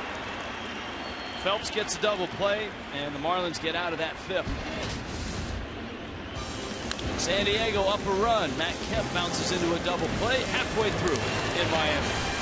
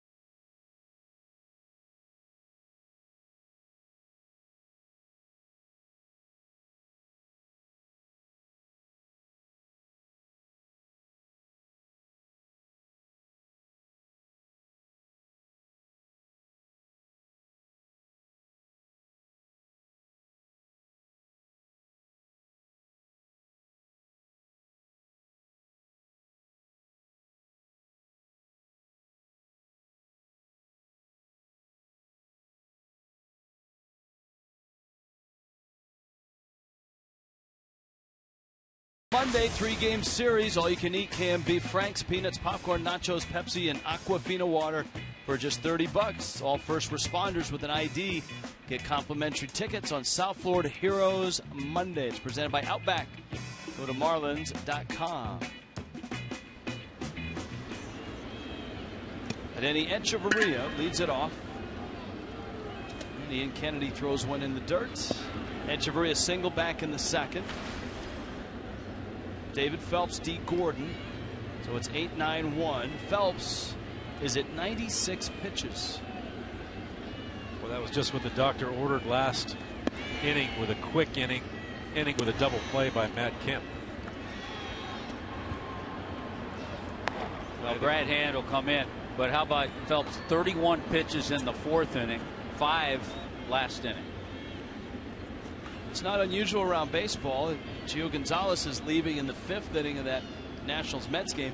He has 105 pitches. That's a gorgeous bunch. And Echeverria even has time to look back at it. That's such a good bunt. He could have stopped halfway up the line and watched it. He could have taken a selfie halfway up the line. That was absolutely gorgeous. There you go, kids. Where he makes contact with this baseball, he deadens it. Kind of lets the bat give with the baseball a little bit. And absolutely perfect placement. No chance anyone's going to get that pitch with that ball and throw him out. That's gorgeous. By the way, Rich, in that Nationals game, Matt Harvey's gone 5 no-hit innings. Yeah, and as I said, Gio Gonzalez has thrown 105 pitches, and he's been taken out of the game in that 5th inning.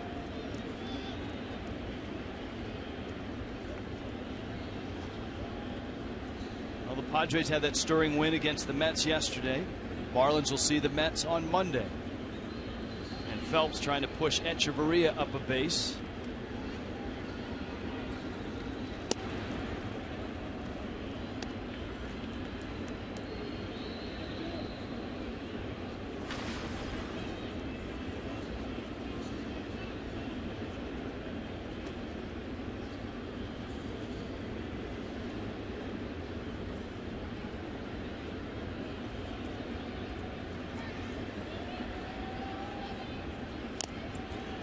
The bunt, and it's foul. Now I'm assuming Phelps staying in to get the bunt down. Brad Hand still loosening in the bullpen.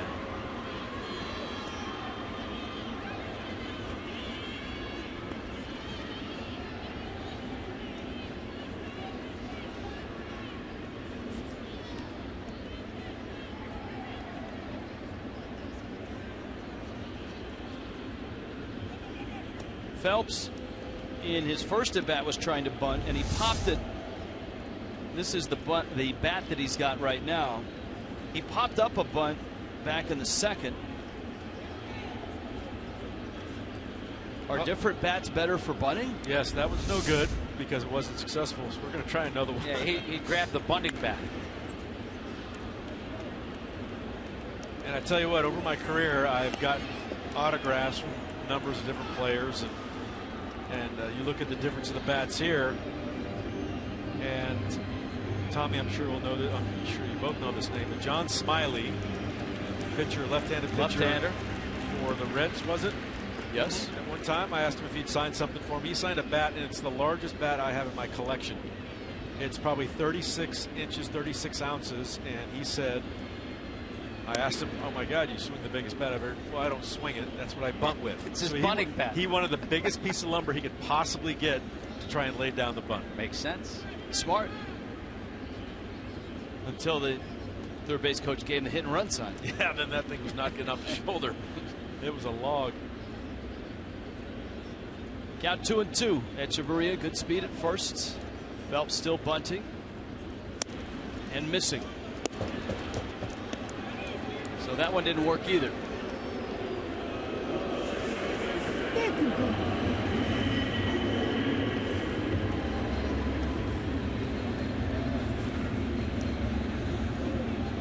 Now D. Gordon.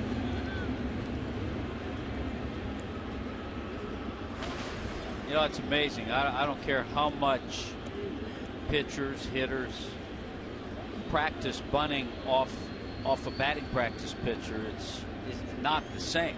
It's totally different in the game. Guys throwing harder. Really, the best practice for bunting is probably off that tire machine that throws about 95 miles an hour. Throws some hard breaking balls. Yeah, exactly. Put that wrinkle in it, like you saw David Phelps right there. When you start putting the sliders and curveballs, that is a tough pitch to get a barrel on in a game situation.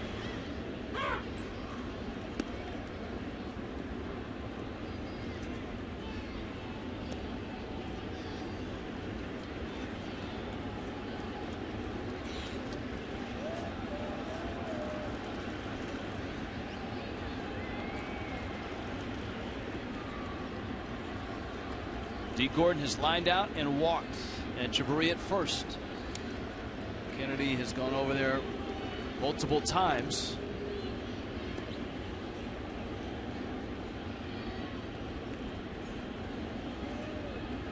Kennedy's pitch count in much better shape.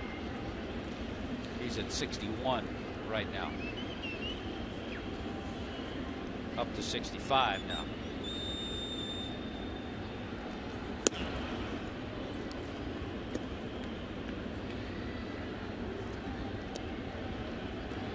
Ball and a strike.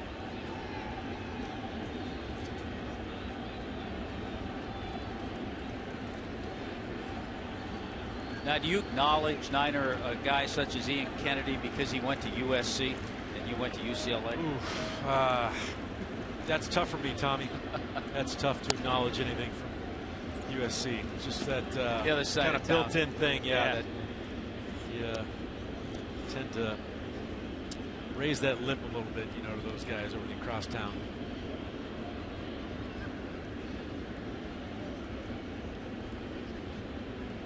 I'm sure the way the Blue Devils look at the Tar Heels and some of the other storied rivalries in college sports. This guy's been a solid pitcher, though. Won 21 games a few years ago, 2011.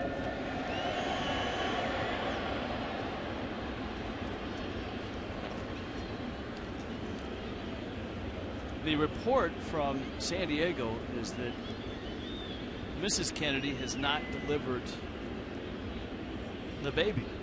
If you're just joining us, Ian Kennedy pitching, his wife in labor. There's a bouncer. Amarista just got him. That was a difficult play, but the runner in motion. Amarista had to stop, go back to his right, and throw out D. Gordon. Ian Kennedy's wife in labor, but no baby yet. Well, as we've heard early in the broadcast, that there's only one nonstop flight from Miami to San Diego, and it's already left. So I don't know if she can hold on that long.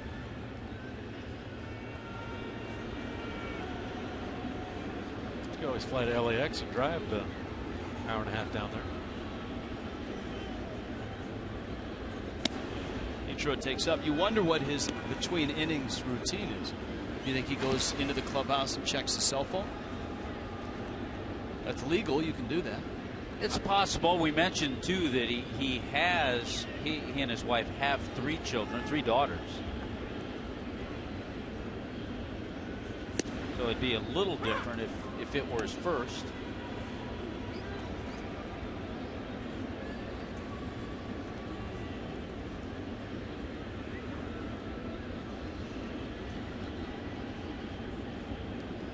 Ichiro an 0 for 2, a strikeout and a ground out.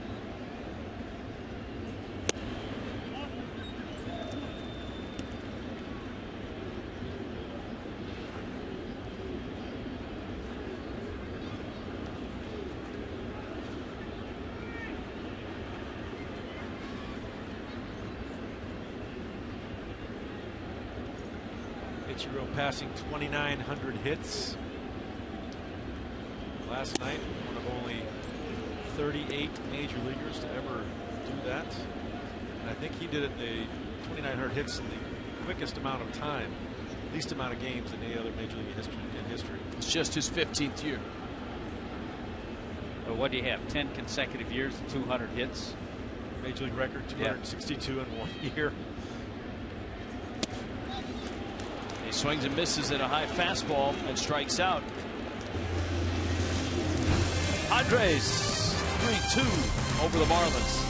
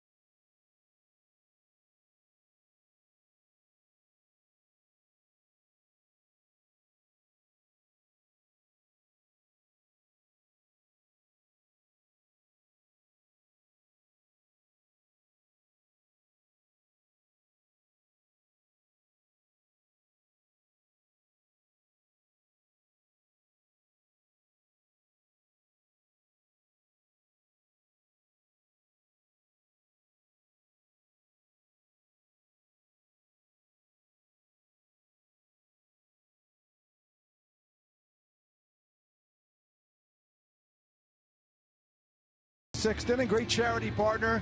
And there it is. Read it right off there. Up to Us Sports. Paul Cacamo is the CEO. And you're a charity partner of the Marlins this year. Tell me about the association, Paul. Well, we're really excited to be part of the Marlins because, you know, they're a big player in South Florida.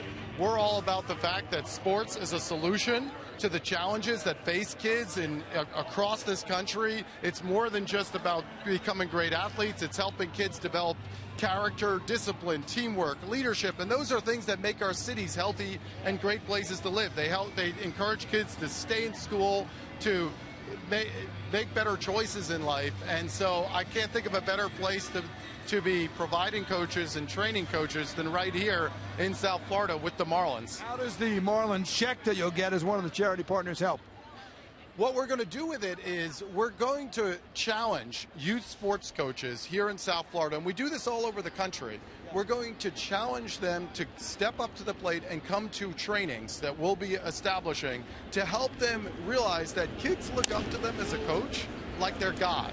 And that's a responsibility. I mean, kids spend more time with their coach than sometimes they do with their English teacher in school. So we're going to be training those coaches on how do you use sports to help address, not just the athlete, but the character development of kids so that they learn skills that help them succeed on the field, but also off the field, in the classroom, in the community. When did you come up with Up to Us Sports? When did I started the organization about 7 years ago because I started to realize one basic thing, that kids who were involved in sports, especially in urban communities, they were doing better in school. And I was starting to look at why is that, and I realized every one of those situations was because those kids had a trained coach who was inspiring them and inspiring them to be student athletes, not just athletes. So I thought we need a movement in this country to use sports to inspire our kids to be everything that they can be. And that's why I started the organization. We've actually hired more than 1,700 coaches in the last 5 years and placed them in urban communities. And we've trained more than 4,000 coaches in youth development to be the role models that our coaches are and should be for our kids. I'm getting inspired right here. Thank you. You're all over the country, too. Yes, we're all over the country. Any way viewers can help out? Is there a website to look at or information? How does that work? Viewers, I'd love you to come to uptous.org, uptoussports.org. It's up, the number 2, ussports.org. And the way to help out is really two things. Number one, if you're a coach, come get trained by us, because I promise you will find our training the most exciting, interactive experience, and it's going to help you be a better role model and to teach life lessons through any sport, because the training is across the board. The second is, if you want to help us, we're trying to hire young kids from urban America to be coaches in communities where we need coaches. We need these kind of role models every day. So feel free to come on board, donate, tell us where you want to place a coach, and help us provide these stipends so we can get more coaches inspiring more kids. UpToUsSports.org. Yes, you got it. Paul Cacamo, thanks for joining us. Thanks so much for having me here. That's got to get you inspired, guys. It is. Paul came all the way down from New York for this, and just a terrific organization and a great cause as well. High fly ball, Ichiro. Brad Hand into the ballgame. He takes over for David Phelps. Hand, his role you would expect will be shifting here with the exits of Matt Latos and Dan Herron from the rotation. Jose Urena gets the start tomorrow, but there certainly is a rotation spot up for grabs, and quite possibly Brad Hand will get a shot at it. Well, he has the experience, and he's done both, worked out of the bullpen and as a starter, so the Marlins will have that option.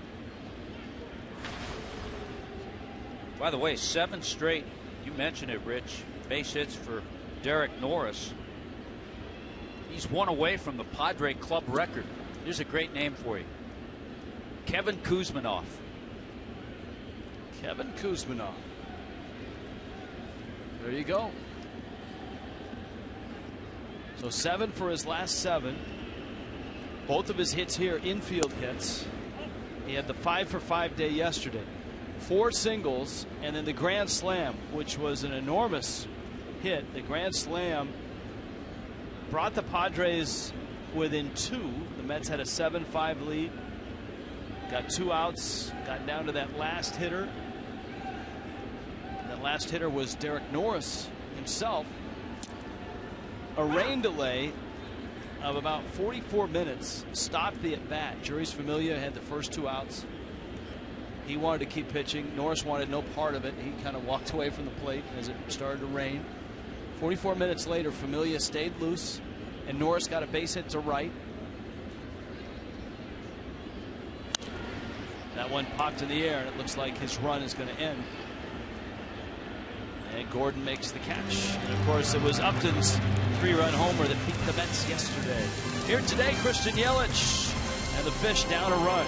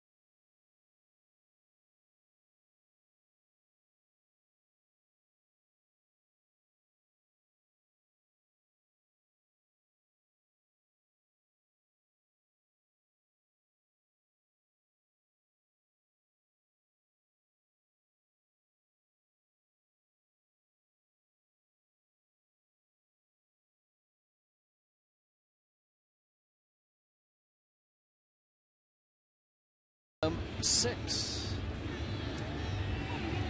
It's a Flashback Friday, and it's brought to you by Ram. Submit the best vintage photo of yourself using the hashtag FlashbackMarlins. I don't know if that's a throwback photo there, but we'll select the best photo and feature it in tonight's post-game show. See, I think that's a good shot, even though it's not a throwback shot.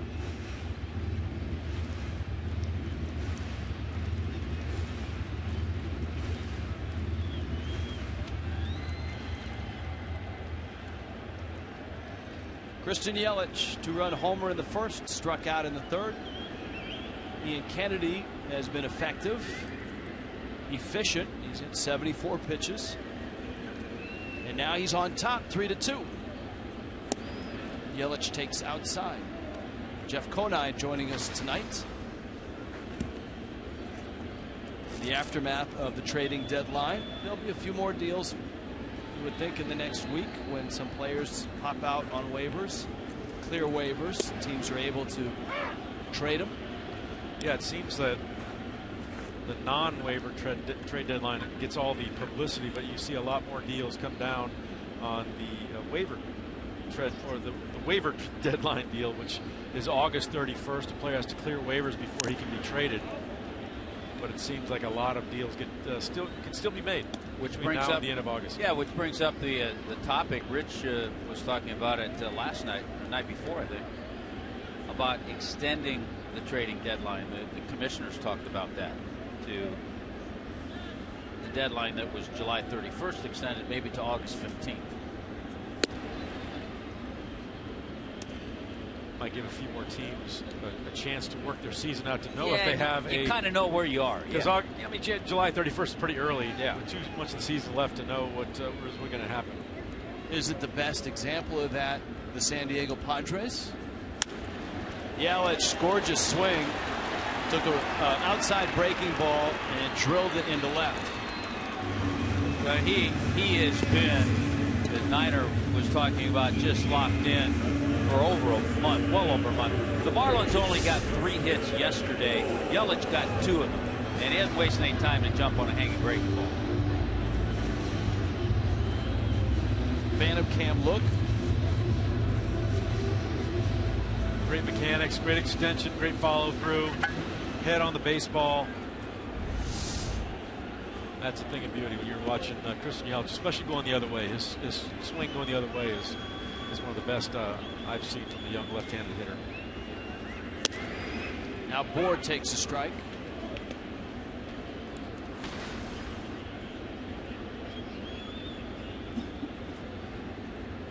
The Phillies are shutting out Atlanta 7-0. The Phillies have played pretty good baseball in the second half and of late. And they swept the Marlins and went on a nice run. They'd won 9 of 10 at one point. I guess they'll be using Ken Giles to close games now that Papelbon's gone.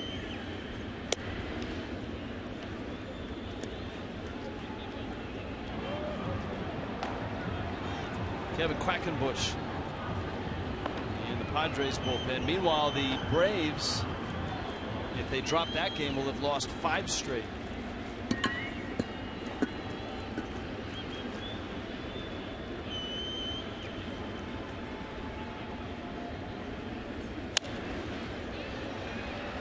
Long way to go. Upton gets there and makes the catch. And Yelich has to hustle back.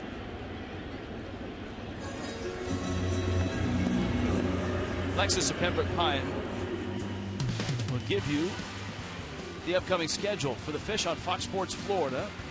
Padres tomorrow night. Now, tomorrow night's start time is 7:10. After the All-Star break, Saturday games go to 7:10 start time. 6:30 for us.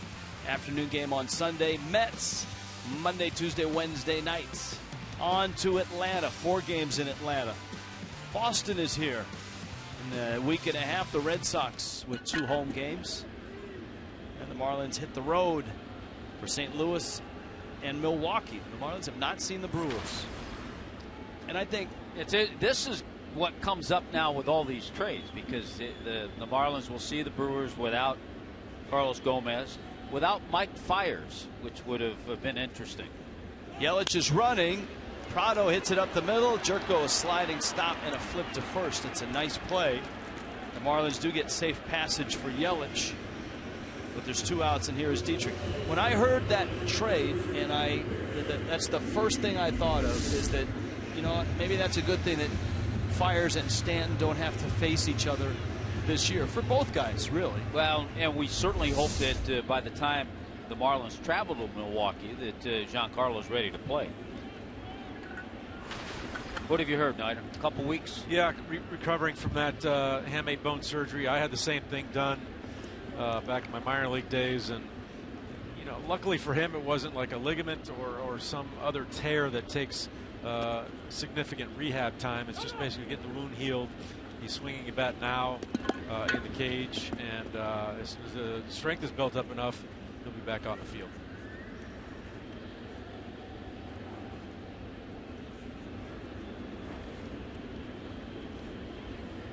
Yelich in scoring position, 2 outs, bottom 6. San Diego up a run. It's interesting how a young hitter like Derek Dietrich has very few at bats in the big leagues. Got 80 plus at bats this year. Look at the shift they put on him already. Shortstop on the right side of second base, stacking the infield over there. It's a pretty small sample size that they base their defensive alignment on. Strike. I think the other thing he's shown, Derek Dietrich, in his brief time as a major leaguer, is he's shown other teams he's got some power. Pitch number 2 was actually in the zone. It was called the ball. Pitch number 3 was well out. It was called a strike. We call a makeup call there, Rich. Possible. 2-1. That's a little further out. Which just brings up the topic. They're playing him with a big shift, yet they're pitching him away. Yeah, you mentioned Dietrich's power last time out. Last time he faced Ian Kennedy, as a matter of fact, he drove in the only run with a home run to right field there at Petco Park.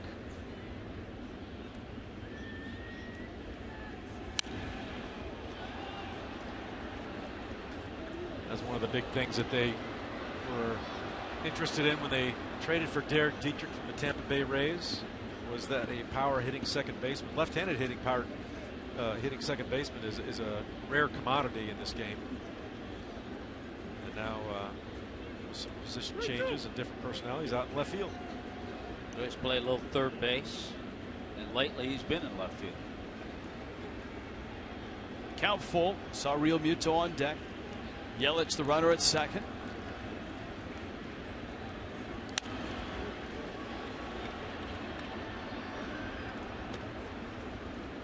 I think Kennedy right here is a smart enough pitcher where, number one, he knows Dietrich's power. He remembers that home run. And he has first base open. And if he doesn't make a perfect pitch and he loses him, he'll go after JT Real Muto.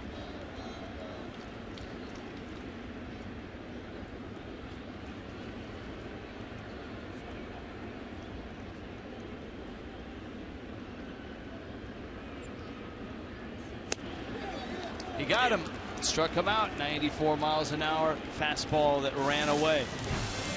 To the seventh. 3-2 San Diego.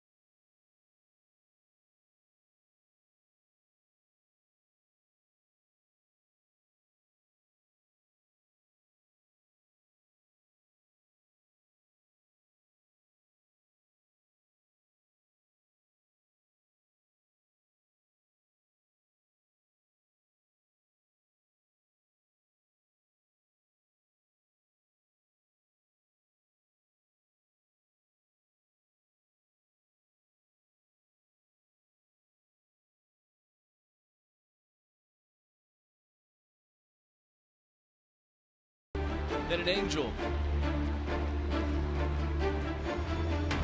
Then an Astro. A Ranger as well. 1990. 300th career win at 43. Struck out 8. 7 2/3 innings. Hunt, you had a chance to see him in his prime. Niner? Yeah. You had a chance to see him at the end, right? I actually faced him in 1990. As a matter of fact, when I first got called up with the Kansas City Royals, I faced Nolan Ryan. I'm in his book. Yeah, I faced him in. I am in his book. Yeah. I faced him in 78 and 80. That was scary times back then. He was throwing. I mean, I faced him when he was 43 years old, and he was still throwing 95 miles an hour. I did not face him, but I was in the ballpark when he threw his last pitch. And I also had the privilege of broadcasting his final no-hitter number 7, when he was like 45 or 46. Holds a record for the longest service time of any major league player. 27 years as a pitcher. Remarkable. No pitch counts. And I don't think he ever won the DL, did he? If he did, it was very late in his career. If he did, it was kind of similar to Don Sutton. If Sutton ever did, it was very late in his career. When he was with Sutton, I think in Milwaukee maybe one year. Not sure. Does 27 years of service time help the pension? Nope. Back then you needed, what, 5 years? Was it 5 to get full? You needed 4 to get anything. Now that's changed. And then 10 was full. Yeah, 10 is full. That was all my career. And now 1 day gets you a little bit. A little tiny bit.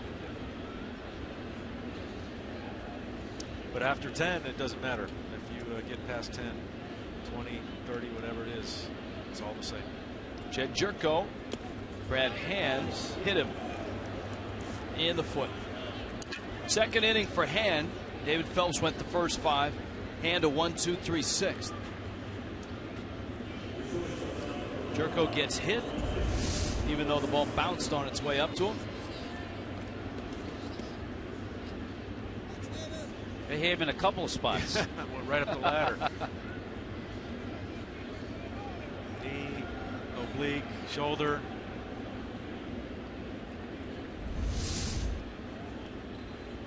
Here's Amarista. So Jerko's been on all 3 times. A couple hits and a walk. The Padres have 7 hits.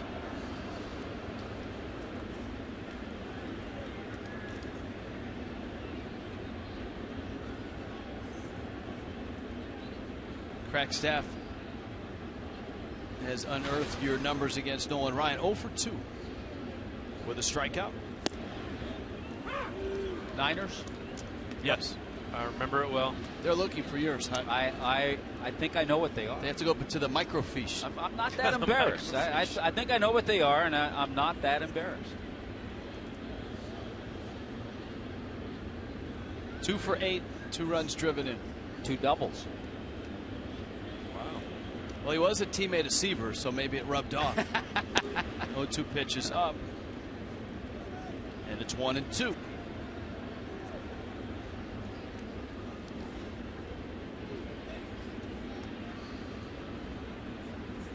Will be interesting from here on out to see how the Marlins, or what role Brad Hand will play with his pitching staff in the Marlins coming on next 2 months. Our Toyota trend. Marlins had a great July out of their bullpen.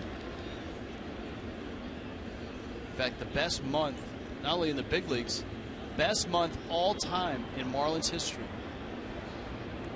Wow, by far. Today is the last day, so they would like to finish strong and keep the record. They'd like to bring that number down a little bit. There's a lot of factors. A.J. Ramos, certainly. Carter Capps has been outstanding. Brian Morris coming back off the disabled list and jumping back into that short role that he filled so well last year.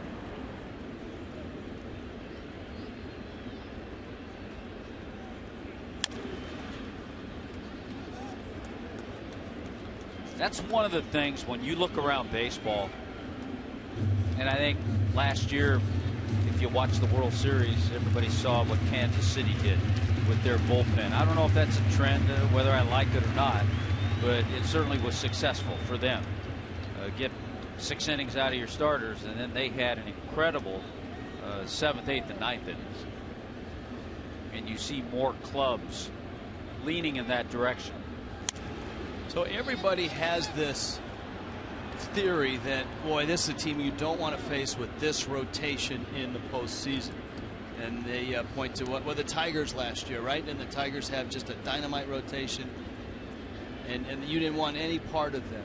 Should they now look at the back of the bullpen and say, this is a team you don't want to face, because if they have one hot starter and a lights-out bullpen, you could be in trouble. Hands. Etch. Got the double play. I mean, the San Francisco Giants are a good example, aren't they? They have a great rotation, but in their World Championship years, all those starters have not been firing it on all cylinders. It's been one guy, a Kane 1 year, obviously Bumgarner this last year. But they've always had that lineup from the 7th, 8th, and 9th inning to lock down games, whether it was Casilla, whether it was Romo, Brian Wilson, Affeldt. Affeldt has been there for all of their championships. Lopez. Now, to take that conversation in another direction, they are very fortunate to have had those same guys, those guys you mentioned. A lot of clubs, and if you look around baseball, it's hard to find relievers that can put together 2, 3, 4 years in a row of the same caliber. That's what's tough about putting together a bullpen. And I think nowadays, when you've got 7th inning specialists, 8th inning specialists, those guys, since it's so coveted, are getting more and more expensive. So it is tougher to keep that bullpen together because teams can't afford it. Chopper for Kennedy. Echeverria fires to first in time to get the outs. Ian Kennedy bounces out. 3-2 Padres.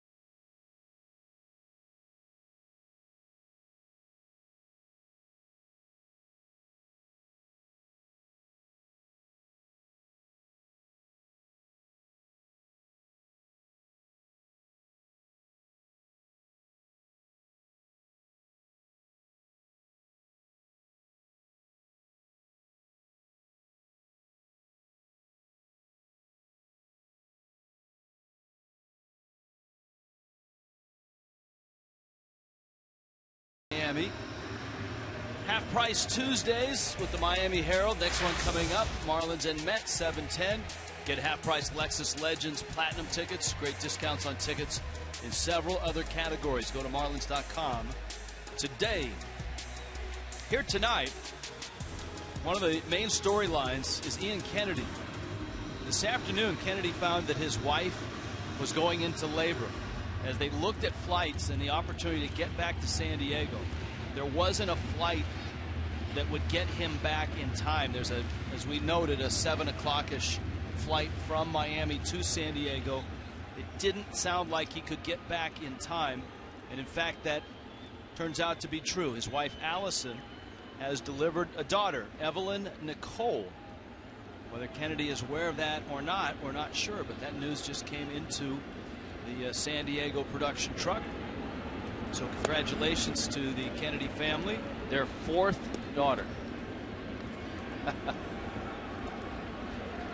It's a lot of weddings to pay for. Well, he's had a nice run in the big leagues, so yeah, he has. I think he'll be okay. He's a good example when you see all these trades that were made over the last week and so many of them today. He's a good example of a guy who was involved in a 3-team deal when he was a very young pitcher. He'd only been in a handful of games with the Yankees. Came up in their organization. So, you know, you never know. And a lot of teams hope they get an Ian Kennedy when he's that age. Brandon Maurer in the Padres pen. Real Muto. A walk and a fly ball out. Rips that one into the gap. Venable on the run, and that one had some get up to it. Venable had to reach and make the catch. That was a nice jump by Will Venable, who we've talked about over the years, a tremendous athlete. You look at how shallow Venable plays the center field, man, especially in this ballpark here. He's got a lot of real estate behind him, but you see how quickly, like you said, he got a jump on that and cut that ball off before it had a chance to get in the gap. What was his father like, Max Venable? Max, a little different player. I don't think as good an outfielder. He's a left-handed hitter. He was a left-handed hitter. Kind of a utility guy. Shorter guy. Played all over the outfield. Yeah. Most of his time with the San Francisco Giants. That's why Max was born in San Rafael, California. Echeverria. And he takes away. Kennedy had that great year in Arizona in 2011. He was 4th in the Cy Young. See Carter caps in the pen. To do this well in Arizona, you really have to have a great year. A 2.88 ERA and a 21-4 record.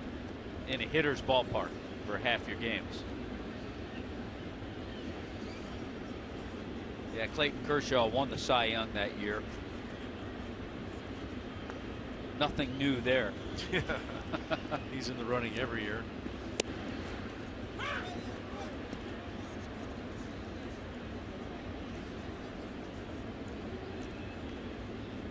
I tell you, when you look at JT Realmuto's emergence as a better offensive player, regardless of what he's done behind the plate as a catcher, I think he's made tremendous strides there handling the pitching staff. But wouldn't you say that he probably leads the Marlins in hard hit outs? He seems like he takes a number of really good at bats on a nightly basis. Hits the ball just like that one on the money, but he's walking back to the dugout. We had that stat the other night, didn't we, Rich? That Frank Menechino keeps track of line drive outs. And that's why the Marlins really didn't panic when Realmuto was hitting in the 220s. They liked his approach. They liked the fact that he was lining balls into the outfield, and he was leading the team in hard hit outs.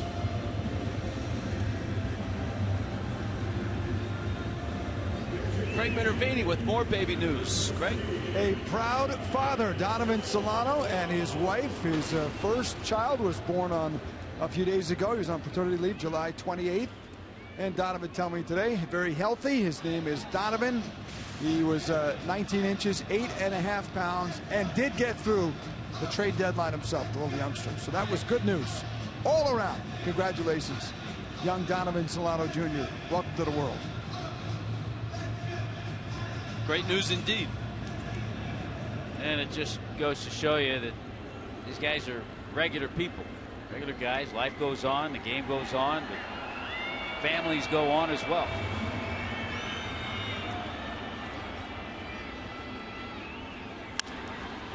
Solano out to short, Amarista over to first. And on a night you're sure that Ian Kennedy won't forget, he's got himself a 3-2 lead.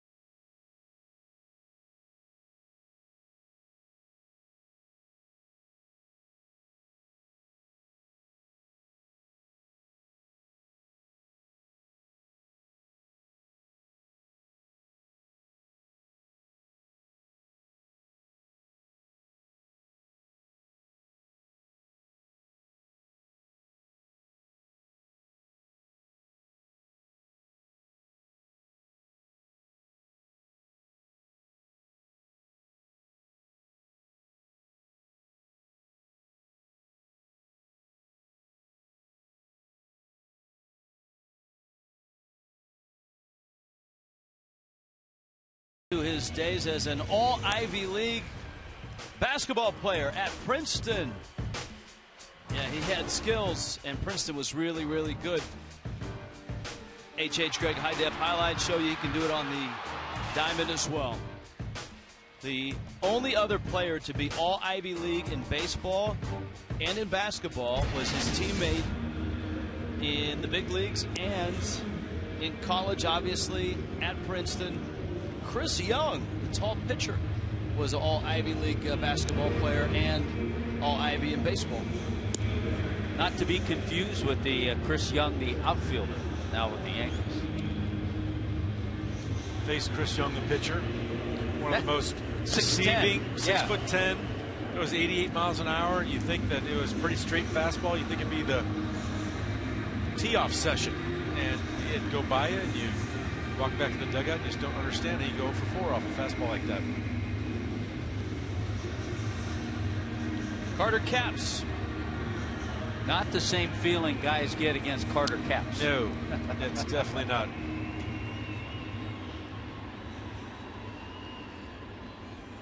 Carter Capps has some eye-popping numbers, almost 2 strikeouts per inning average. Venable figures he tried to bunt. Welcome back to the Jenga game, which is in the later stages. Well, it's starting to wobble.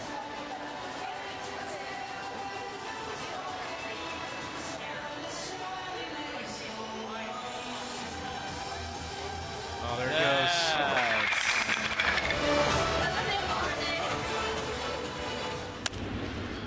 Chopper over the mound. This could be a really tough play.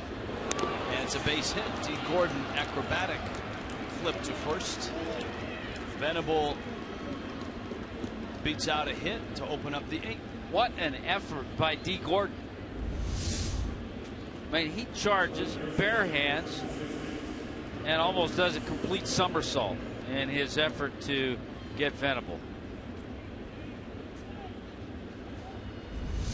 I don't think he had a chance to even get to the ball, let alone field it and make a play on it. Yang Ervis Solarte in the 2 spot. He's 2 for 3.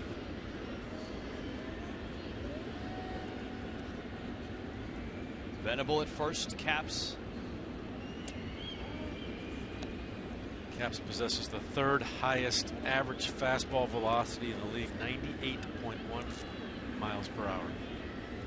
The guy that has the fastest was not traded. Aroldis Chapman. His name popped up a lot today, but he's still with Cincinnati. So is Jay Bruce. His name was bandied around a lot.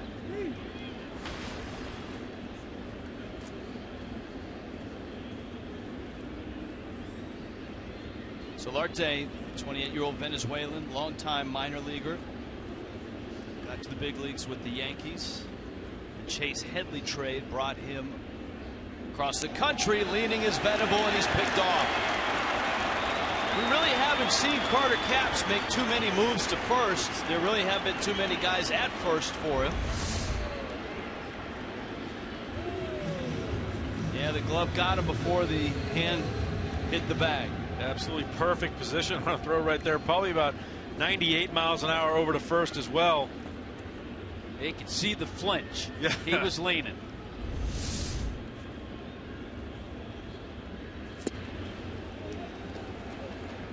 It has been so fun to watch Carter Capps develop that slider and be able to throw it pretty much in the strike zone whenever he wants.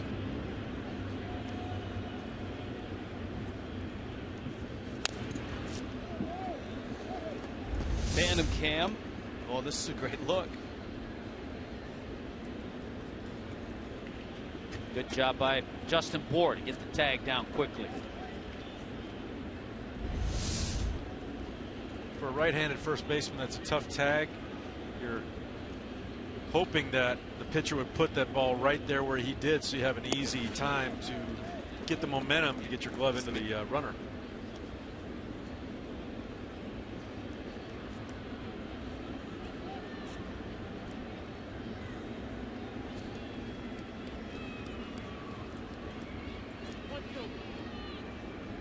We have Phantom cam down the first baseline right now. Swing and a miss. Down goes Solarte. Unhittable. Unhittable. They're swinging at a fastball, though. His arm action is so good on that slider. You're averaging 98 miles an hour. You've got to get it started a little bit early. You've got to cheat a little bit to be able to get to the fastball. So when he starts throwing that slider that's looking like a fastball coming into the plate, he's getting a lot of swings and misses on balls out of the strike zone. Yeah, it's easy for someone at home to say, well, why are they swinging at that pitch? It's so far out of the strike zone. And with his length on extension as far as where he releases the baseball at 98 miles an hour, that's a lot closer than most pitchers were released. So you've got even less time to react on his fastball than most.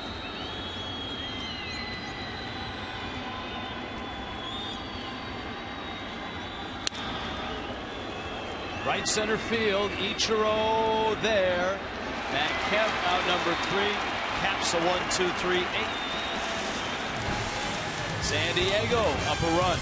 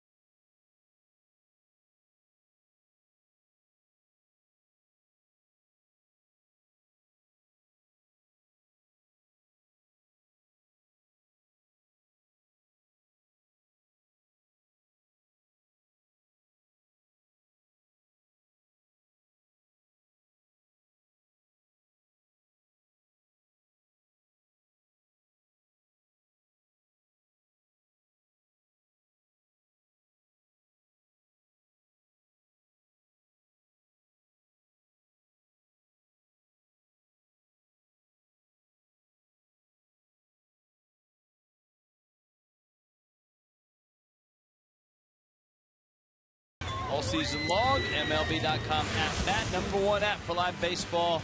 Up to the moment, any moment, in-game highlights, live look-ins, replay reviews, radio broadcast, StatCast, and more. MLB.com app for your smartphone or your tablet.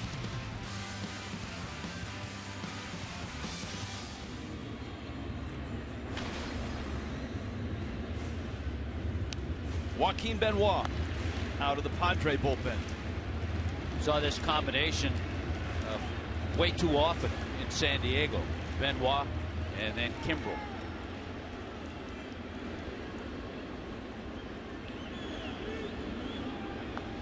D. Gordon, Ichiro, and then Yelich.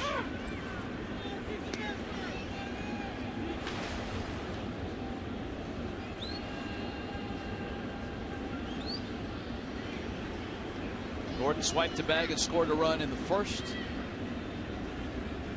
That run provided by Christian Yelich's home run. Miami's bullpen. Mike Dunn. The Nationals finally got to Matt Harvey in the 8th. That's a 1-1 game now, the Nationals and the Mets.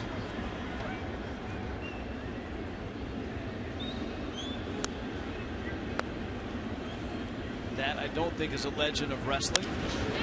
Gordon lashes at the left. Justin Upton there.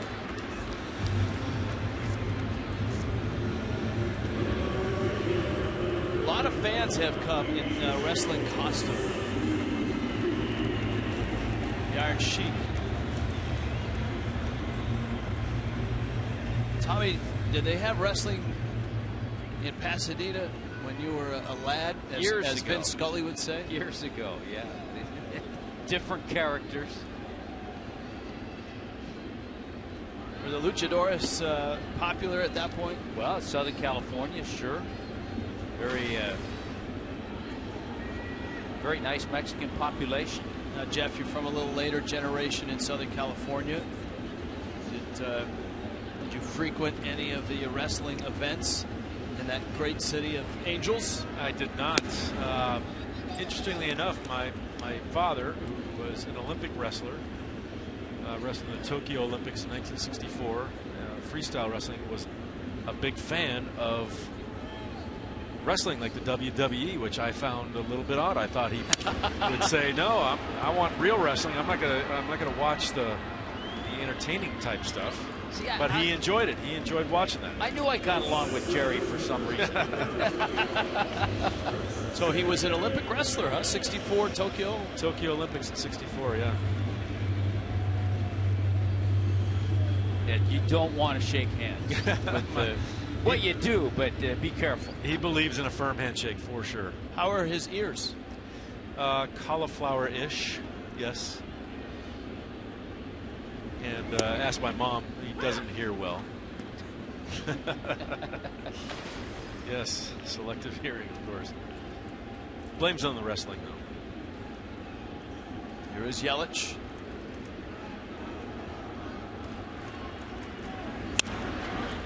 Pulls a ground ball. Alonso off to get it. Flips to Benoit. Joaquin Benoit works a clean 8. Ninth inning arrives in Miami. Still 3-2 San Diego.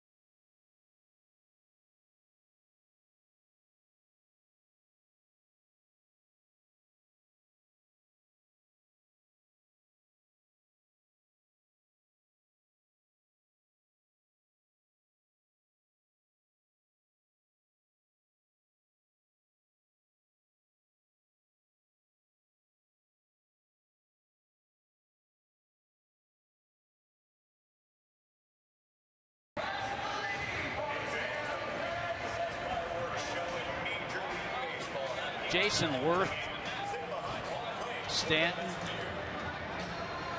I think he doesn't have the size, but he's got the best name. A.J. Ramos. He calls himself what? The Mexicutioner? I don't think he calls himself that. Oh, he doesn't.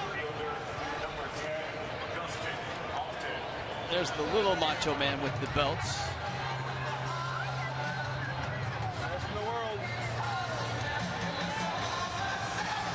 I got one for you. Johnny Gomes would be a good wrestler. Johnny Gomes would be. Oh, yeah. Maybe in some, like, overalls. Yeah. The Petaluma something. Yeah. The Petaluma Punisher. The Crusher. The Crusher. Justin Upton, Yonder Alonso, and Derek Norris. It's a good wrestling haircut. Last year, A.J. Ramos and Tom Kohler actually got in the ring, the wrestling exhibition. Yeah, Tom Kohler, big wrestling fan. There he is, the Mexicutioner on the bullpen. Of course, in wrestling, they're not called spring training, they're called exhibitions. Out of play.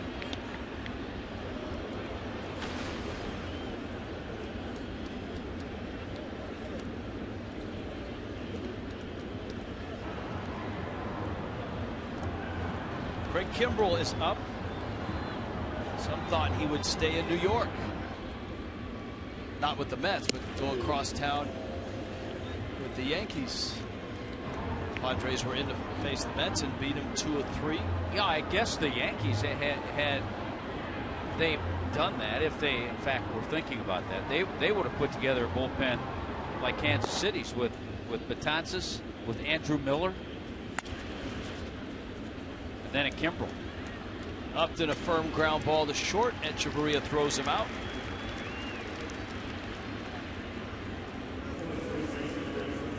Marlins Live, brought to you by Checkers.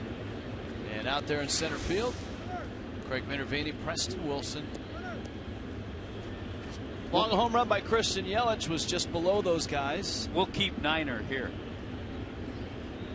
Press, the tradition is show us your socks. Ah, there you go. Hey, the bottom line, Preston is stylish from head to toe. Conine-like. Dietrich. 2 outs. Well, the Marlins have held Yonder Alonso in check. Talked about it earlier, his career against the Marlins coming into tonight, .358 average, but 0 for 3. Did walk, did score a run though tonight, and has made some nice plays at first base.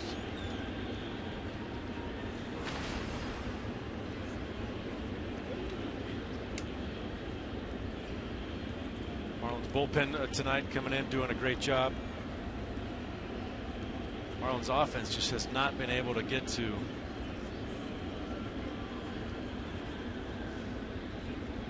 San Diego pitching. And that's been the case for the entire season series. Yeah, remember the first game of that series in San Diego, the Marlins won 4-0. Tom Kohler was outstanding. But then the next 3 games, the Marlins scored a total of 4 runs.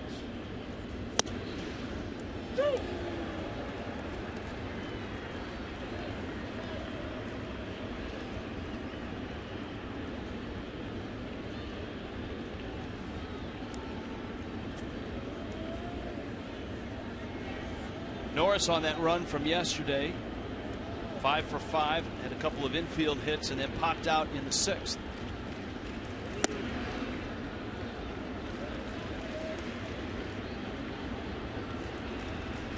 You know, he became the first Padre in their history to have a 5-hit game, of which one was a grand slam.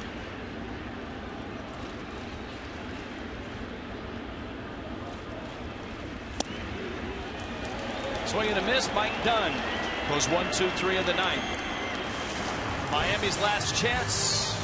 Craig Kimbrell comes in 3-2 San Diego.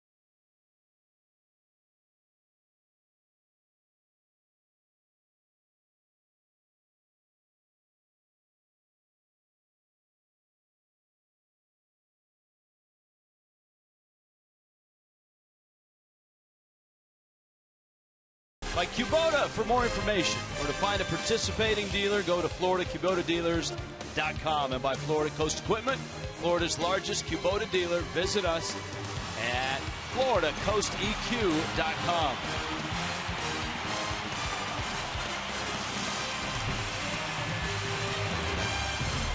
In Miami tonight, scoring early. Christian Yelich, 2-run homer in the first. Padres chipped away, 3-2 San Diego, and now the ninth arrives, and so does Craig Kimbrell. Well, you look at Kimbrell's numbers, and he's just having a typical Craig Kimbrell year. ERA might be a little higher than we're used to, but still 268, just outstanding. 30 out of 31 in save opportunities. 56 strikeouts and just 15 walks. Yeah, it's always remarkable when you look at his numbers and see the K's to base on ball ratio that he has with that kind of power arm. Justin Bour, Martin Prado, Derek Dietrich. That Silver Surfer stance. Marlins saw so much of him in Atlanta.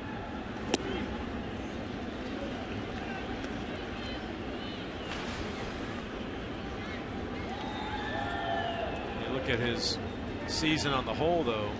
His last 30 games, he's got 22 saves with a 1.18 or 1.82 ERA. Had a nice month of July. 11 saves, highest total in baseball. Padres 12 wins that month. He had 11 saves in the 12 wins. This is Kimbrell's 6th year in the big leagues now, and his career ERA is a 1.59. Incredible. Remember too, Rich, in the San Diego series, he had 3 saves, but the first opportunity he had, he hit a batter, he walked the batter. He was a little out of whack. He hadn't pitched a lot within the past week. Then he settled in. The next 2 games that he saved, he was right on the money. Or a chopper to first, handled by Alonso. And there's 2 out, or there's 1 out. Miami down to the last 2. Prado and now Dietrich.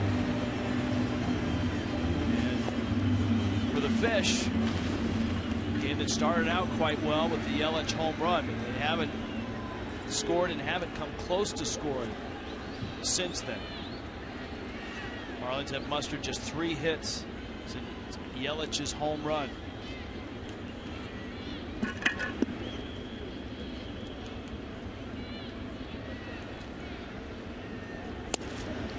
Had the Yankees acquired Kimbrell,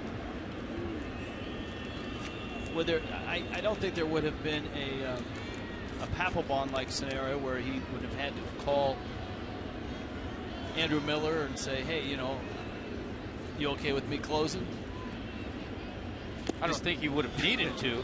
No, not with his credentials. Well, Papelbon's credentials are pretty good as well, but Storen was having such a lights-out year that was. And they seem to have worked it out. That was only an odd 24, 48 hours when the trade was made before Papelbon joined the team and was in the bullpen chatting it up with everybody. Yeah, since 2011, Kimbrell's recorded 216 saves in the major leagues. And that's what, 50 more than Papelbon, who's second on the list.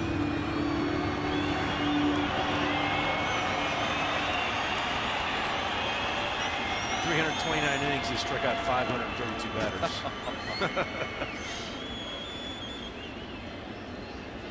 I guess the question is, if you're a middle ground team, not on your way up, not on your way down, can you afford a luxury of a closer like this? Probably not. And you would have think, what could they have gotten for in the future if they would have traded him as far as prospects are concerned or other major league ready talent? I mean, this is a coveted piece of anybody's bullpen.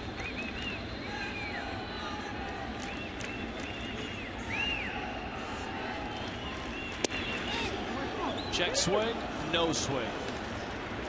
That's a tough pitch to lay off right there. Now you're geared up for his 97. And he has that sharp slider. It was close.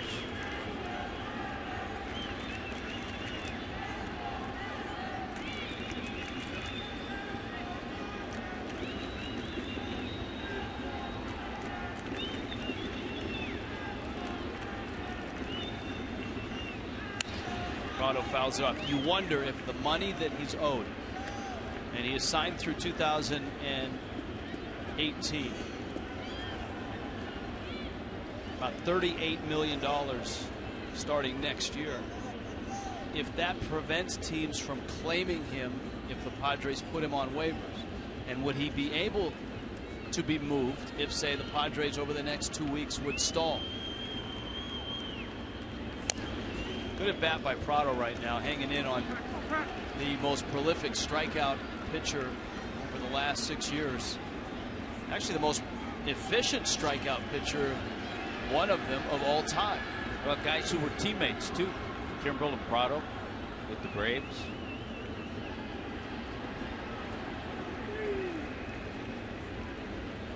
So Prado knows what Kimbrel can do, and Kimbrel knows he's got a tough out at the plate. Prado swings and misses. It's a strikeout. It's pretty remarkable on a slider that breaks as much as it does that he can get 88 miles an hour on this slider. And once again, this is a pitch that coming out of the hand is looking like a fastball.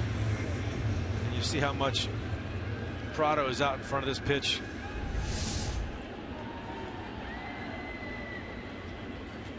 Yeah, not one pitch in the middle of that plate. 7 innings of Ian Kennedy. Joaquin Benoit for an inning. Now Kimbrel has the first 2 outs. And it's Dietrich trying to keep hope alive for Miami with 2 outs in the bottom of the 9th. Marlins are a season low 18 games under 500.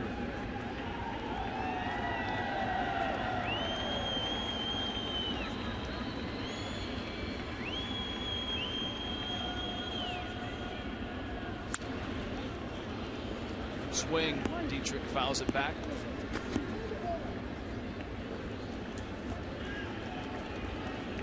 I know Jose Fernandez was hoping for a little bit more on his birthday. Of course, Jose will be pitching Sunday, celebrating a birthday tonight. Dietrich to right. That's what he was hoping for. And it's tied.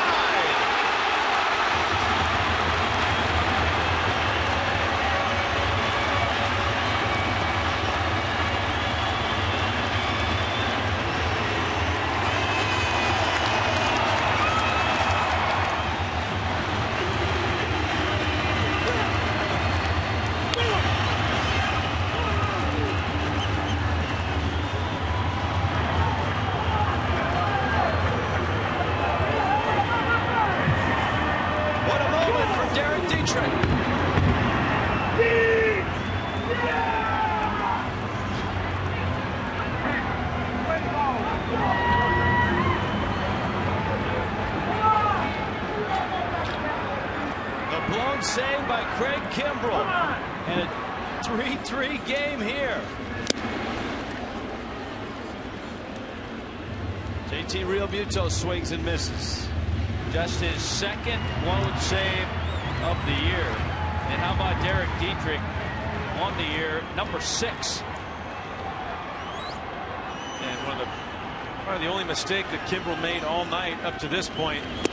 And Dietrich takes it out into the home run porch in right field. You see the swing right here. Up in the zone. Gets jammed a little bit.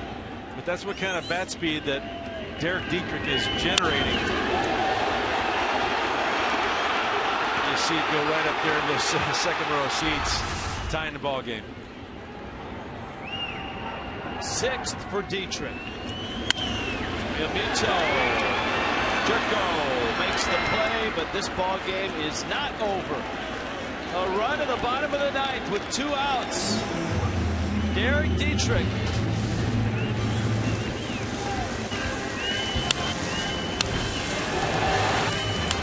To the 10th we go.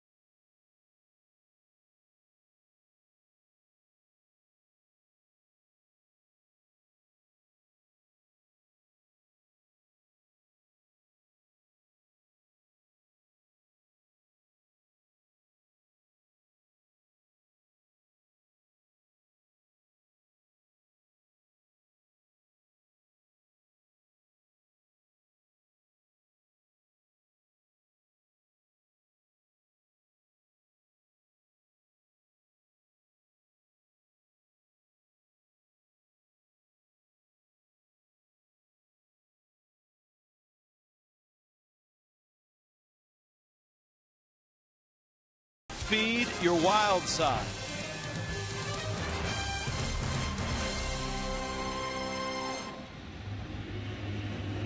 In Miami tonight, 3-3 to the 10th. Cole Gillespie is in the ball game, and Gillespie is in center field.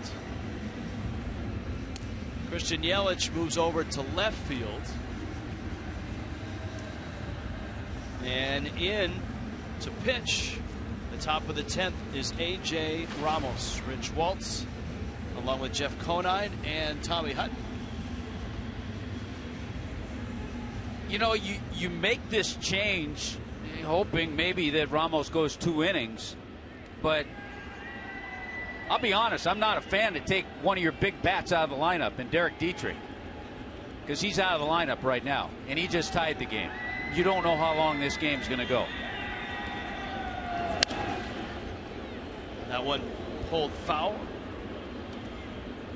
One of the things that I got from that scene was watching the emotion of Derek Dietrich. This was a tough day in the Marlins clubhouse, without question. Dan Herron traded, Sam Dyson traded, Latos Morse traded, and an admission that the season has gone wrong and pitches up.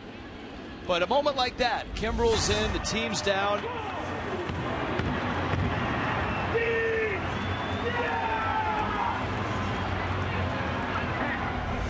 Very cathartic moment. That's fun to see. And that's, you know what, that's what it's all about. These guys come to the ballpark every day.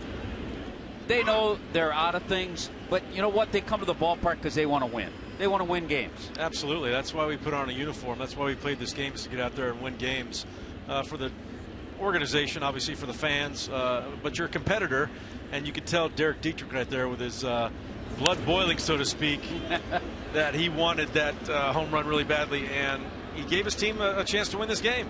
It was a great scene. Well, I'd still like to see him in there, though.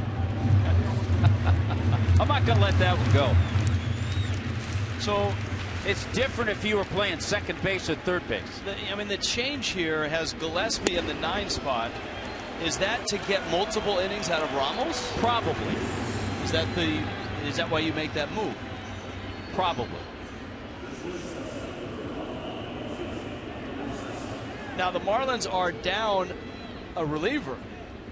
Remember, Sam Dyson was traded today, so the bullpen's a little thin. We've already gone through 2 of them. 3 of them with Hand, Caps, and Dunn now used. And so maybe that's the reason for the move, is that the pin's down a man. They've used 3. Morris pitched an inning yesterday.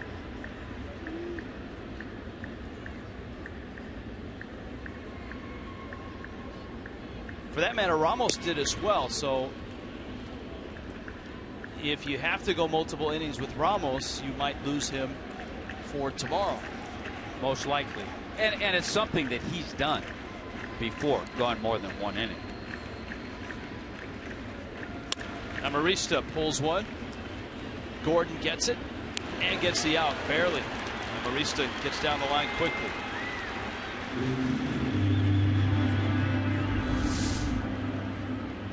Yeah, when you reach for a pitch like that, you get out of the box quickly, and Amarista did. D. Gordon has really surprised me with his arm strength this year. We saw him in spring training, didn't really know what to think about his defense. We had not heard that he was a defensive specialist, and I think his arm has gotten stronger as the year's gone on, because in spring training I didn't think he had a very strong arm. Well, converted shortstop, so the arm was there. We just didn't see it. Yeah. He has all season long led all second basemen in Major League Baseball in defensive runs saved. So he's having a Gold Glove caliber year at second base. And you would think his biggest competition for that is the incumbent in Colorado, DJ LeMahieu, who's a terrific second baseman. Now, Gordon is having a great offensive year, so is LeMahieu. So is LeMahieu, yeah. I think the sheer number of spectacular plays that Dee Gordon has made has put him on the radar for a lot of people that are voting for that Gold Glove. Well, there's a quick inning for Ramos, so he probably has enough in the tank to pitch the 11th if necessary.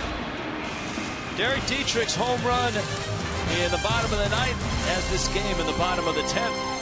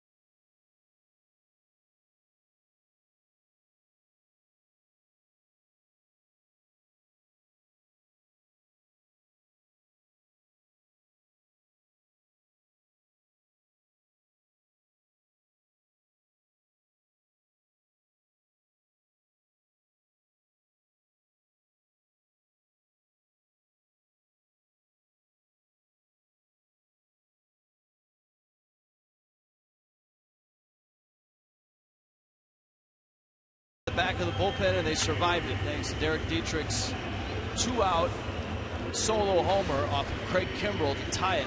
Brandon Maurer now in for San Diego. So Maurer in that series at Petco, good numbers. Key there, only allowed 2 home runs.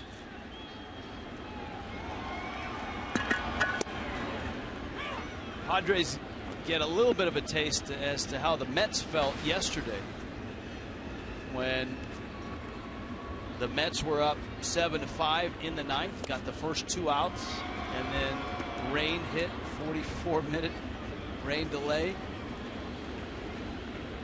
After the delay, a couple hits, and that man homered to right center.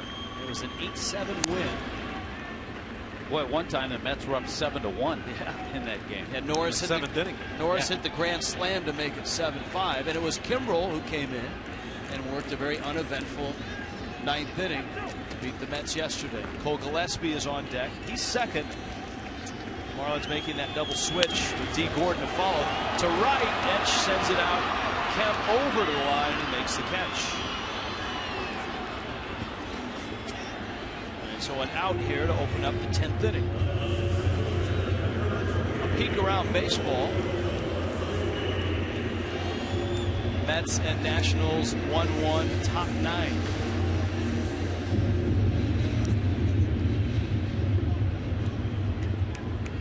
Other teams in the division, and the Phillies are playing well, aren't they? 9-3, beating Atlanta. Top 9 in that one. And the Braves are a few outs away from their 5th consecutive loss. Well, the Phillies, I think, Rich, since the All-Star break, have the best record in the East.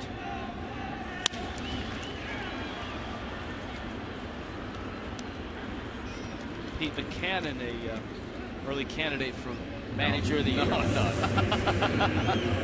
I knew where you were going with that. He was the interim manager when Jerry Narron got fired when I was in Cincinnati. Yes. Pete McCannon took over. I think this is Pete's 3rd interim managership. Yeah, Pittsburgh, I believe. Yeah.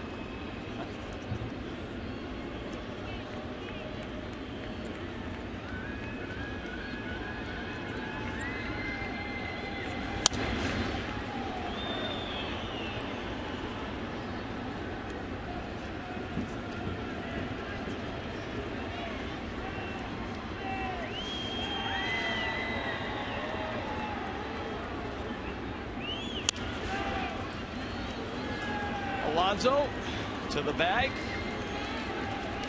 This game is headed to the 11th. San Diego, Miami.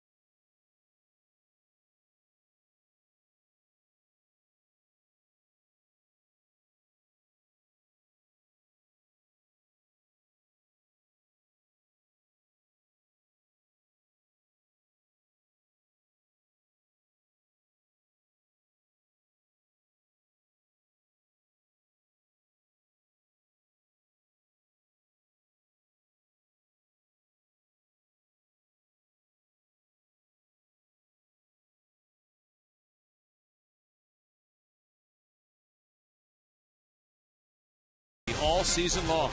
Jack Link's Beef Jerky, feed your wild side.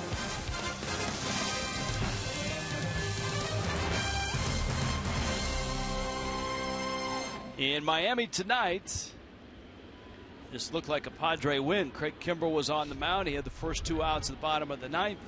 He was 1-1 on Derek Dietrich. Dietrich blasted one into the upper deck in right field. Solo homer tied the game. This is Will Venable. Well, we've talked about the Marlins bullpen. The bullpen over the last 5 innings, and Caps, Dunn, and Ramos, has allowed just 1 hit over that 5-inning period. Because of the low pitch count, Ramos is able to work the 11th. Second time that Quackenbush has been up. Saw him up a couple of hours ago, I think. And by the way, the Phillies, if they go on and win that game, which looks like they will, they'll be 11-2 since the All-Star break.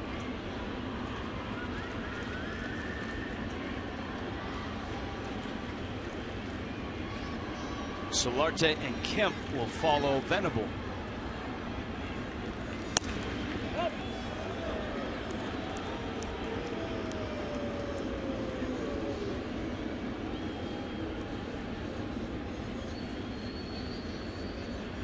Ramos an inning yesterday late. A 1-0 ball game. Nationals would win it 1-0. Their bottom 9 in Flushing. It's 1-1 Nationals and Mets. We talked about with the trade to Texas and Sam Dyson being gone now, and the Marlins with a short bullpen. They only have Brian Morris and Andre Rienzo left in their pen. The Marlins will be adding an arm to replace Dyson, but that arm is not here yet. They're obviously adding an arm. Jose Urena is up. He'll replace one of the 2 starters. And then a decision to make at that point. You know, the news, you know, as the dust settled from the trade, you saw who was here and who wasn't.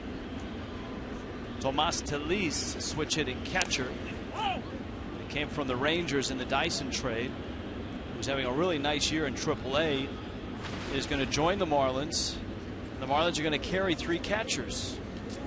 JT Realmuto, the starter. Telis, who looks like a nice offensive piece. And Jeff Mathis.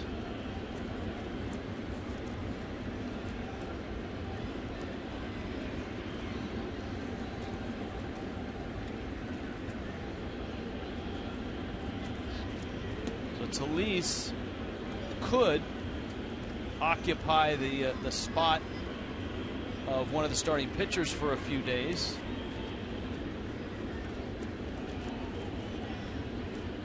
Or the Marlins would make a corresponding move with the position player.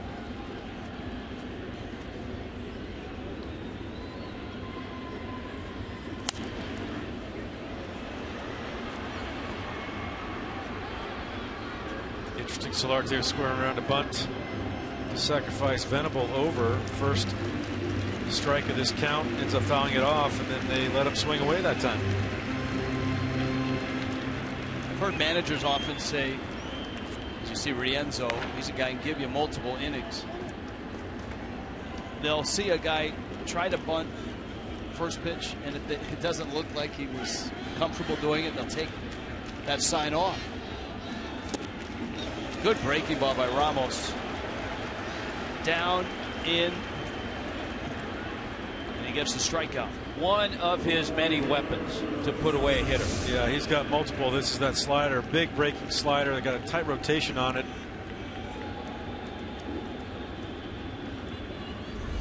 And like you said, Tom, he's got the changeup, and he gets more swings. Look at the Fox tracks there. 2 of the balls are completely out of the strike zone. He gets more swings, I think, of anybody in the Marlins staff on pitches out of the strike zone.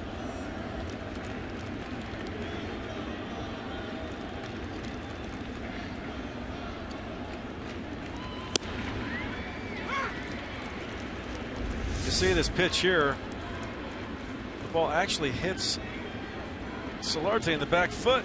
That's what they call it, the back foot breaking ball. Yeah, that's the definition.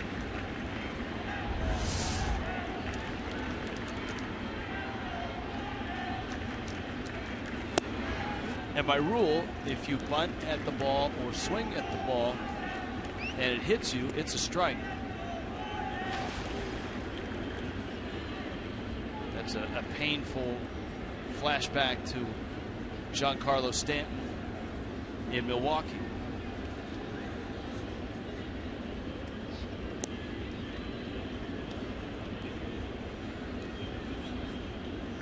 Which we were talking about earlier. Fires and Carlos Gomez traded to the Astros. Gomez is in the lineup tonight, by the way. 0 for 3. Houston leading Arizona 4-3 in the bottom of the 6th in Houston. You know, when you think about it, you wonder if the Mets may have gotten the better of the deal by that deal not going through and then getting Cespedes.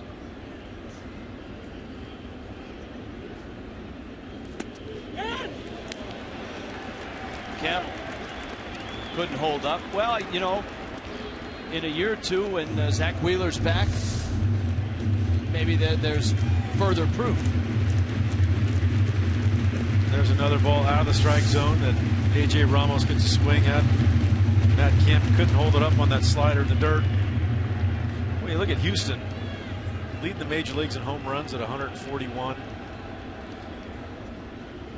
Number 2 in ERA in the American League at a 349. Runner goes. Real Muto's throw into the runner. It kicks off of the glove of Gordon. Venable ends up at third base. And the Padres now have a runner 90 feet away. The count's full on Kemp. Well, the Padres don't steal a lot of bases. Their leading base stealers, Justin Upton with 17. Venable picks up number 8 here, but he's 8 out of 9. Yeah, he got a great jump there, and I think JT Realmuto kind of rushed to throw a little bit, didn't get a whole lot on it, so it had that tailing action that went right into Venable as he was sliding. Now the Marlins got to bring their infield in to hopefully keep that runner at third base. 3-2. Ramos misses. Kemp walks. Justin Upton. Niner, the thing about Houston too, you were talking about them, is that they had a little spell where they tailed off. The Angels kind of caught them, took over, and all of a sudden now Houston's playing good ball and has a 2-game lead over the Angels. Yeah, you look at their average, they're third from the bottom as far as average is concerned, but number 1 in home runs, number 2 in pitching, and number 2 in defense. Kind of an all or nothing lineup. Yeah. Number 1 in your heart? Number 1 in your heart. In the heart of Texas for Houston fans. Now Justin Upton. Infield's back for 2, except Prado at third. Boers holding the runner at first. Ramos misses in. Now this is not a safe situation, but it's as close as you can get. We've seen Ramos work himself into trouble and then work himself out of trouble. And he's in some trouble here.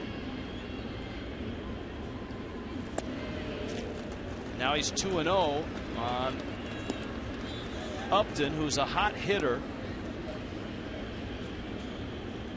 There's that guy Alonso on deck. I think the reason AJ can work out of trouble is he has those swing and miss pitches. Yeah, he's got that ability to get that big strikeout when he really needs it.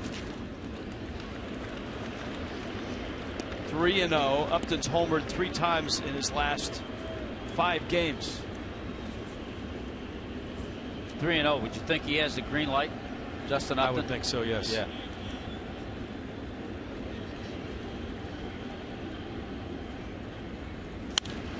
Green light, pop up, but out of play.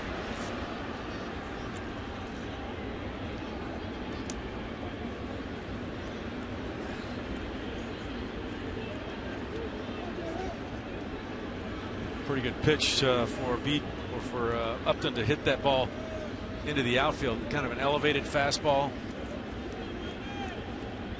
But with AJ's velocity, it was tough to get on top of that one. A walk and they're loaded. A single, a strikeout, and a couple of walks on a night where the Marlins bullpen is already shorthanded. The trade of Sam Dyson. They've had to go to the pen 4 times. David Phelps went just 5 innings. Remember his high pitch count. Brad Hand, Carter Capps, Mike Dunn. This is the 2nd inning for Ramos. Rienzo is ready.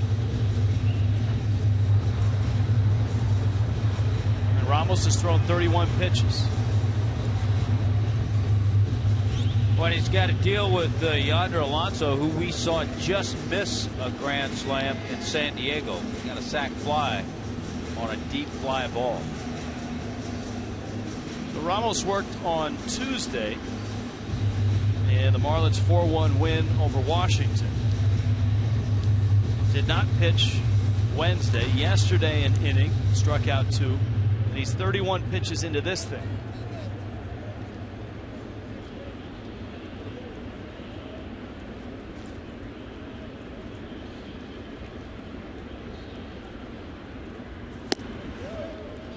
And you're right about AJ. If he gets through this inning, the fact that he pitched an inning yesterday, he probably won't be available tomorrow. Well, that's a big if, trying to get through this inning. Second inning tonight, bags are loaded. He misses on his first pitch to Alonso. This is the point where he's been able to snap back to form and get out of innings. But you walk that line too often, and sooner or later it ain't going to happen. Padres have done a pretty good job in these bases loaded situations this year.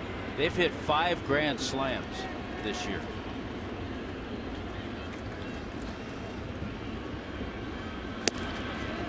And Ramos is really struggling right now with location. Yeah, a couple nights ago we saw AJ really struggle with his command and ended up getting a huge double play to end the game. He's missed on 8 straight. Got some work to do right now. And he walks him, and the Padres have a run. 4-3.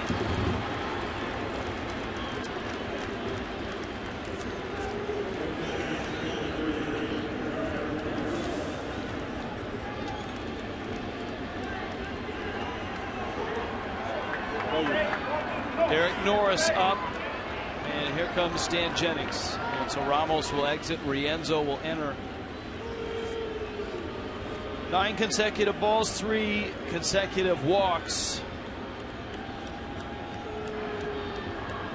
The last with the bags loaded, and it's 4-3 now. Padres on top. Kendall Toyota called to the bullpen.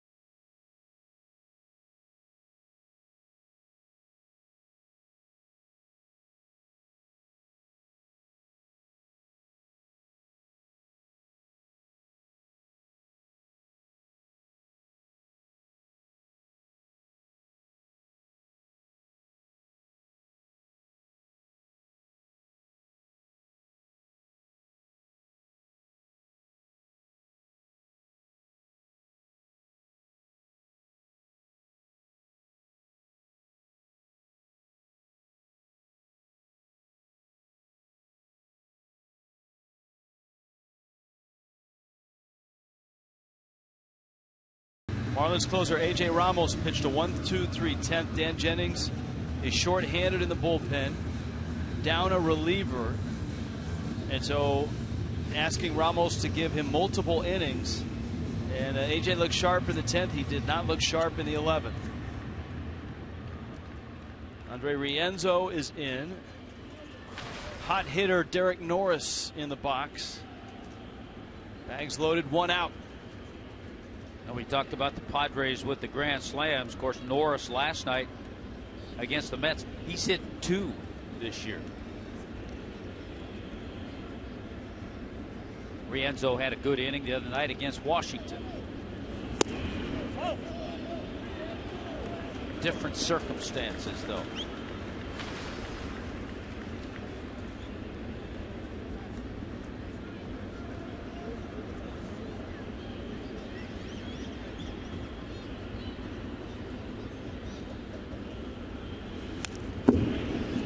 Norris fouls it back to the screen. And it's a ball and a strike. Well, this is a big game for San Diego. I mean, they've come a long way in a short time. Winners of 10 of 14.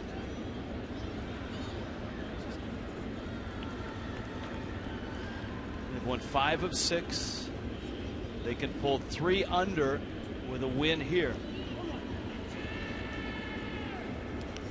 I think traditionally the NL West, you see the wild card there, 7.5 back of the wild card, but the West is always traditionally over the last few years has been very no one's really run away with it. So you never know with the Padres. They start playing some hot baseball, they could make up some ground. But coming into play today, there are the numbers. Just amazing. San Francisco hanging in there. Look at how they are. Seems like every year. Dodgers have Zach Greinke going tonight against the Angels.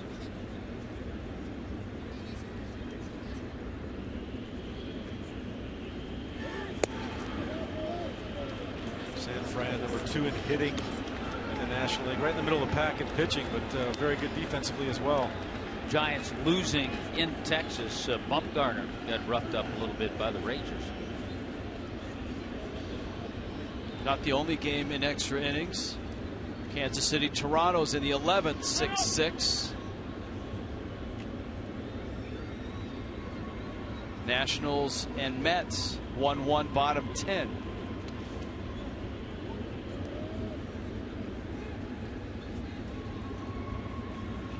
Here it's top 11. Norris fouls off the 3-1 pitch. It's 3-2. Norris always had a high on base percentage. I think you can't play for the Oakland Athletics and not. Last year, a 361 on base, 270 average.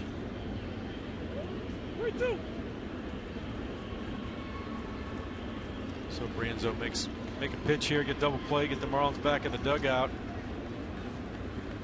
Hopefully the offense can come through with a couple runs.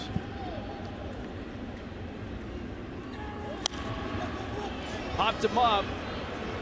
Real Muto for a look. Yeah, it's amazing how you if that were to happen, how a double play can just get things turned around. Yeah, it seems like a bad situation gets turned around, and it doesn't look like a big deal as far as a 1-run deficit is concerned.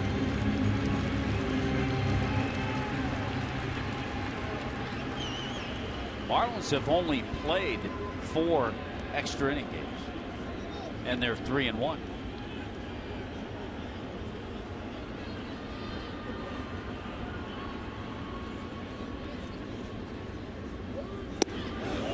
And he lost him.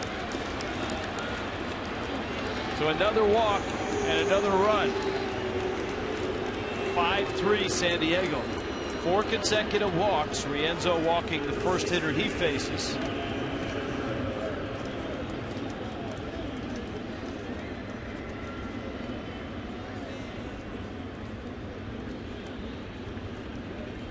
And you hate those. You hate to just give them the runs. You want to make them earn it.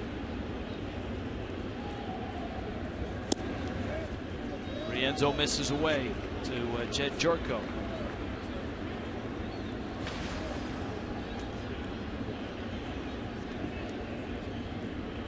Jerko's night, 2 for 3. Derek Dietrich tied it, 2 outs, bottom of the 9th against Craig Kimbrell. I guess that's the one thing right now Miami can hold on to. It's not much, but there'll be no Kimbrell waiting in the next half inning for a save.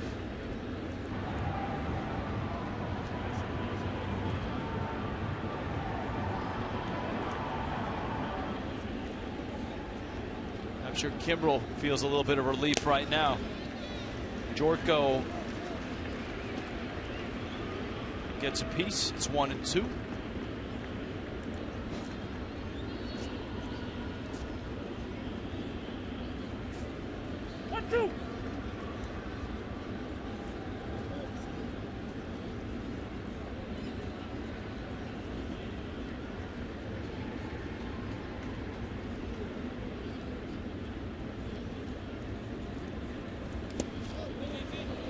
Stop by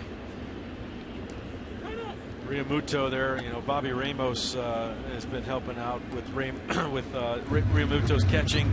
I see them in the cage quite a bit, taking balls off the machine. Have you seen anyone besides maybe Pudge pick the ball as good as JT Realmuto does on some of those pitches that miss on the outside part of the plate? Probably goes back to his shortstop days, the way he could pick it.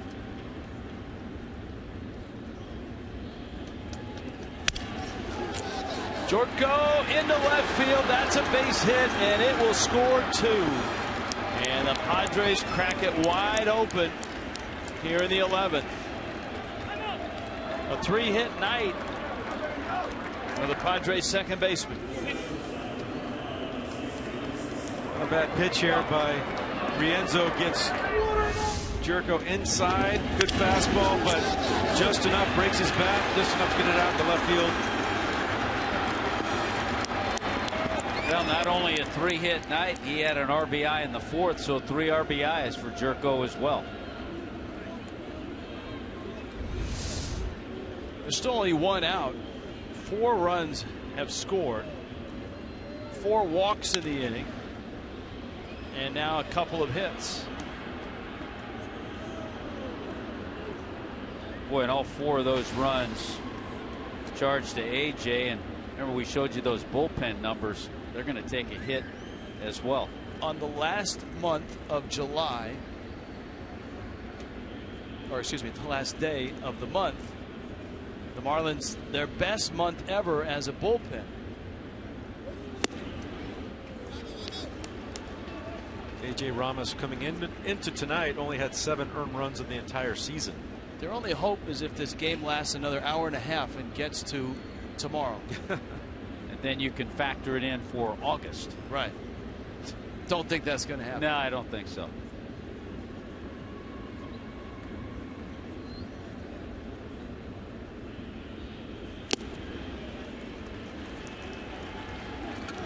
Amarista strikes out.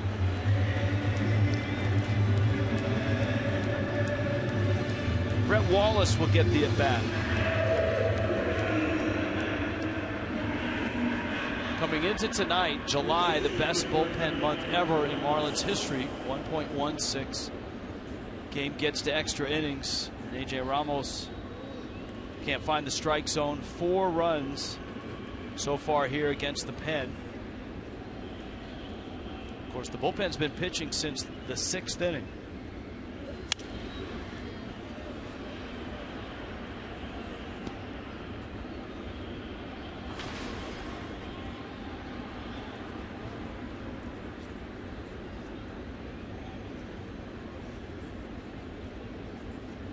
Yeah, the young Urena pitching tomorrow is going to have a hefty load on his shoulders to try and get deep into that game. The Marlins bullpen stretched pretty thin.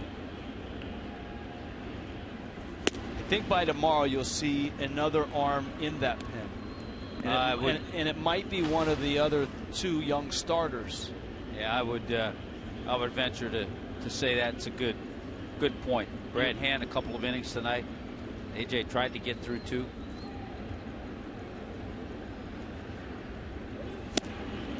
In one of the other extra inning games, Josh Donaldson singled home Troy Tulowitzki, and Toronto beat Kansas City 7-6 in the 11th in Toronto. So Troy Tulowitzki playing a pivotal role, and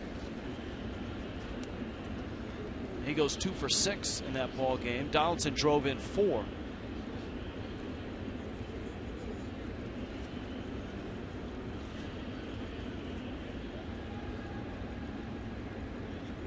So Johnny Cueto's start, 6 innings, 3 runs. Fair ball, and it bounces off a Bohr. Everybody holds. Nice job by D. Gordon to corral the baseball. Did that ball hit the bag? It may have hit the bag or Bohr. Let's take a look. It didn't, but it definitely took a wicked hop. Right there. It jumped up on Bohr, and it looks like it almost went the other direction. That's why I first thought it hit the bag. Yeah.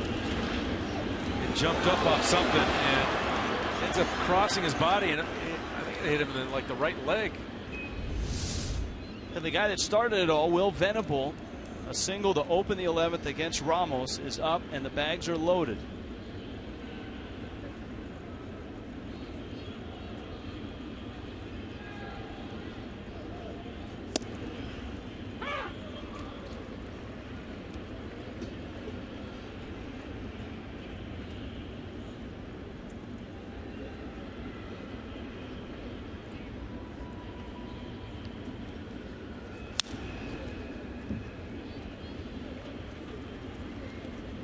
Oh, 2.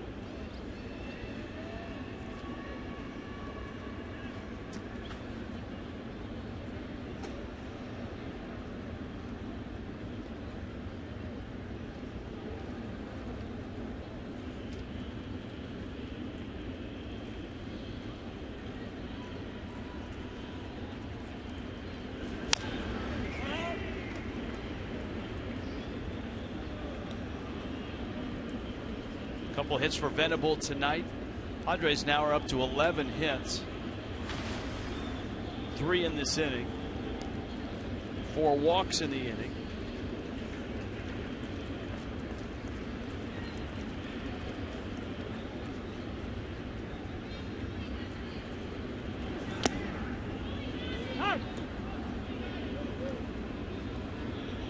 Mets and Nationals 1-1. Top 11. 1-2. Yankees, boy, they're padding their stats. 13 runs against the Chicago White Sox tonight. No, the top of the 6th. They scored 21 in Texas. Yeah, the other days night. ago. They've had back-to-back good hitters parks. Texas and then Chicago. White Sox. Phillies did beat Atlanta 9-3. If the Marlins lose this ball game, the Phillies will get even closer to getting out of the cellar. The Phillies. No, imagine 11-2 now since the All-Star break. And they were 2.5 games back of the Marlins when things started, so they'd be just a game and a half back of Miami. That's just adds to the agony and the pain. That pitch, by the way, Rich, number 50 in this inning for the Marlins.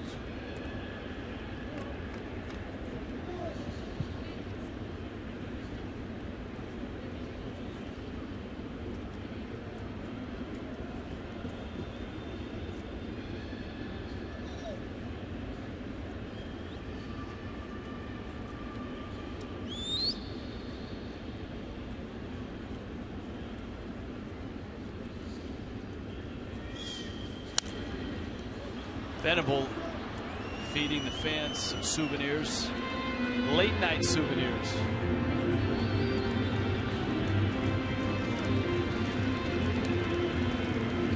Although the gas lamp back in San Diego is just getting going on a Friday night. Just getting going. So is the energy team. They're just getting going. They never stop. That's why they're the energy team.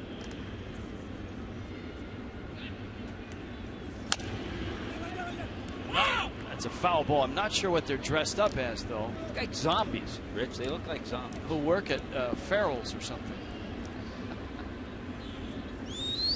It's an ice cream place. I don't know. Oh, I know that. I know Farrell's. You know Farrell's. I ate the pig trough. Thank you. At least somebody got that. I got a little ribbon afterwards that I made a pig of myself at Farrell's. Yeah. Nice. The trough.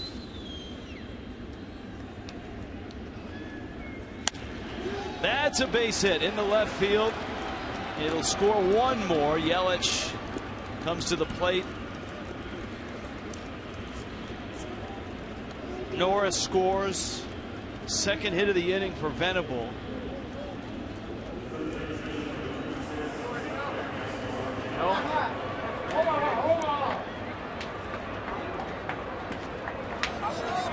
Hot route.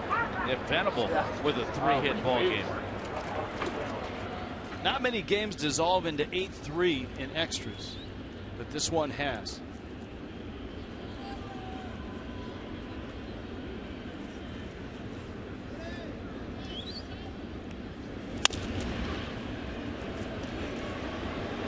Rienzo gets the ground ball. Solarte bounces out.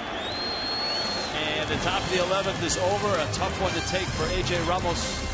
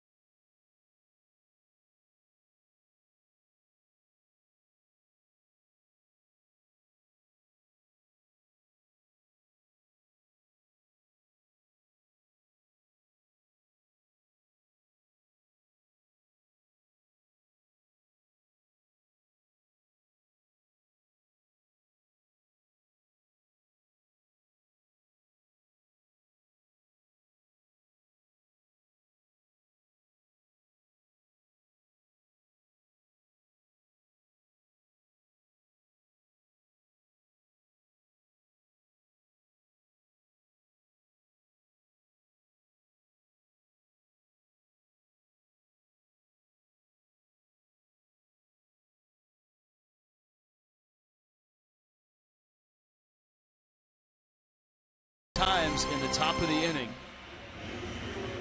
and Miami down 5.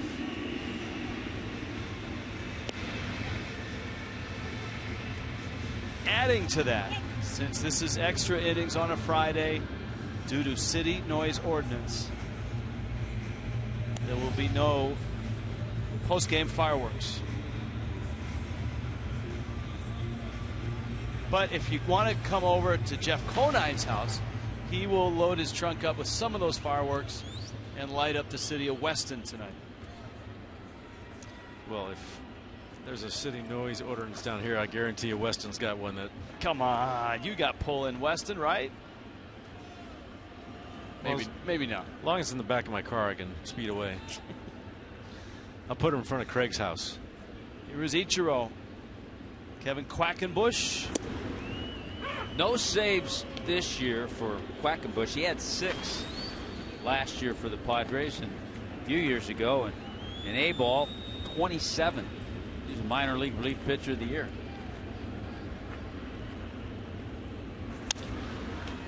There's a bouncer out to second. And Ichiro is out.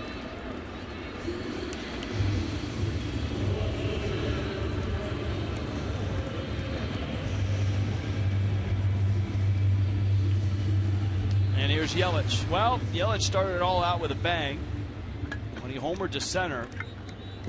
One of the most impressive we've seen Yelich hit in his major league career. It's a 2-run shot up into the bushes, well above the big wall out there in center. We talked about it, 19 career home runs for Yelich, just 3 here at Marlins Park. But by far his longest one in this park. That was way back in the first inning. All 3 of Marlins' runs scored on the home run. Now, Niner, you are Mr. Marlin. At least that's what they tell me. So would you know if once a year, maybe twice a year, someone goes up into those bushes and gets all the baseballs? From like they have the ball retrievers. Why would golf Mr. courses. Marlin know that? I don't know. You're the closest guy that I could turn to. Plus, you're up there, you know, pre and post. Yeah, Usually, true. you can look down there. I will look down there. I will make a note of that and try to look down there tomorrow, see if I can spot any baseballs. Like the divers on the golf course. Yes. You'll retrieve the golf balls in front of the island greens.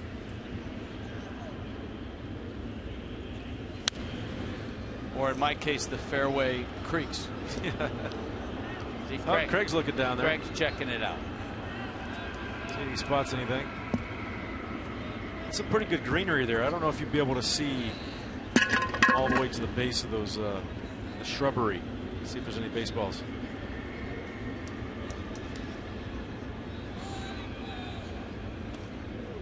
That one almost hits Yelich. It's 2-2. Tim and Bob, our cameramen out there, they could check down there. I'll just swing the camera in the zoom lens.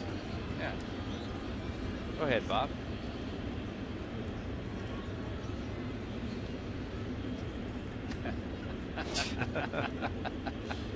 That's right. Just lock it off on home and go get some balls.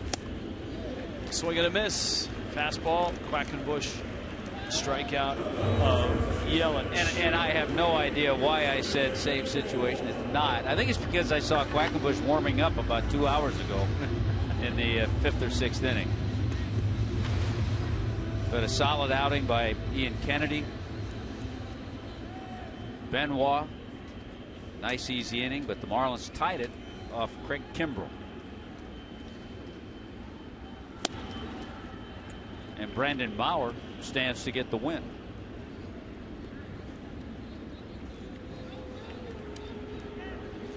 Rich, they're still playing at Citi Field, though.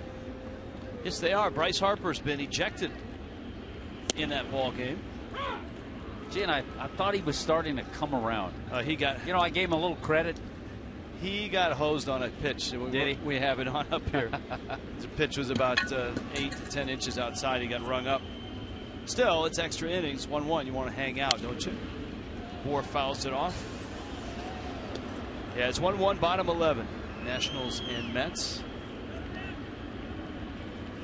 1-2.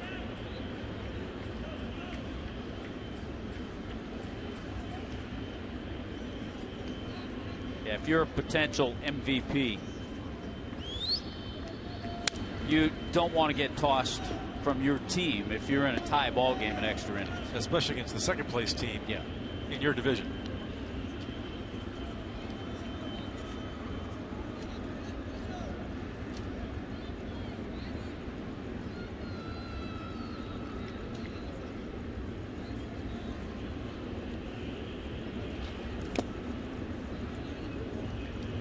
Two balls, 2 strikes.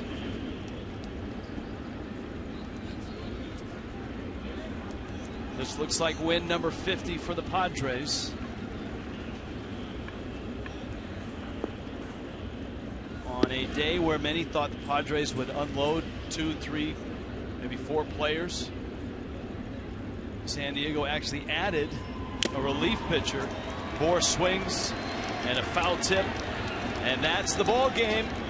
And San Diego, Will Venable, and the Padres with a big 11th inning. They score 5 times.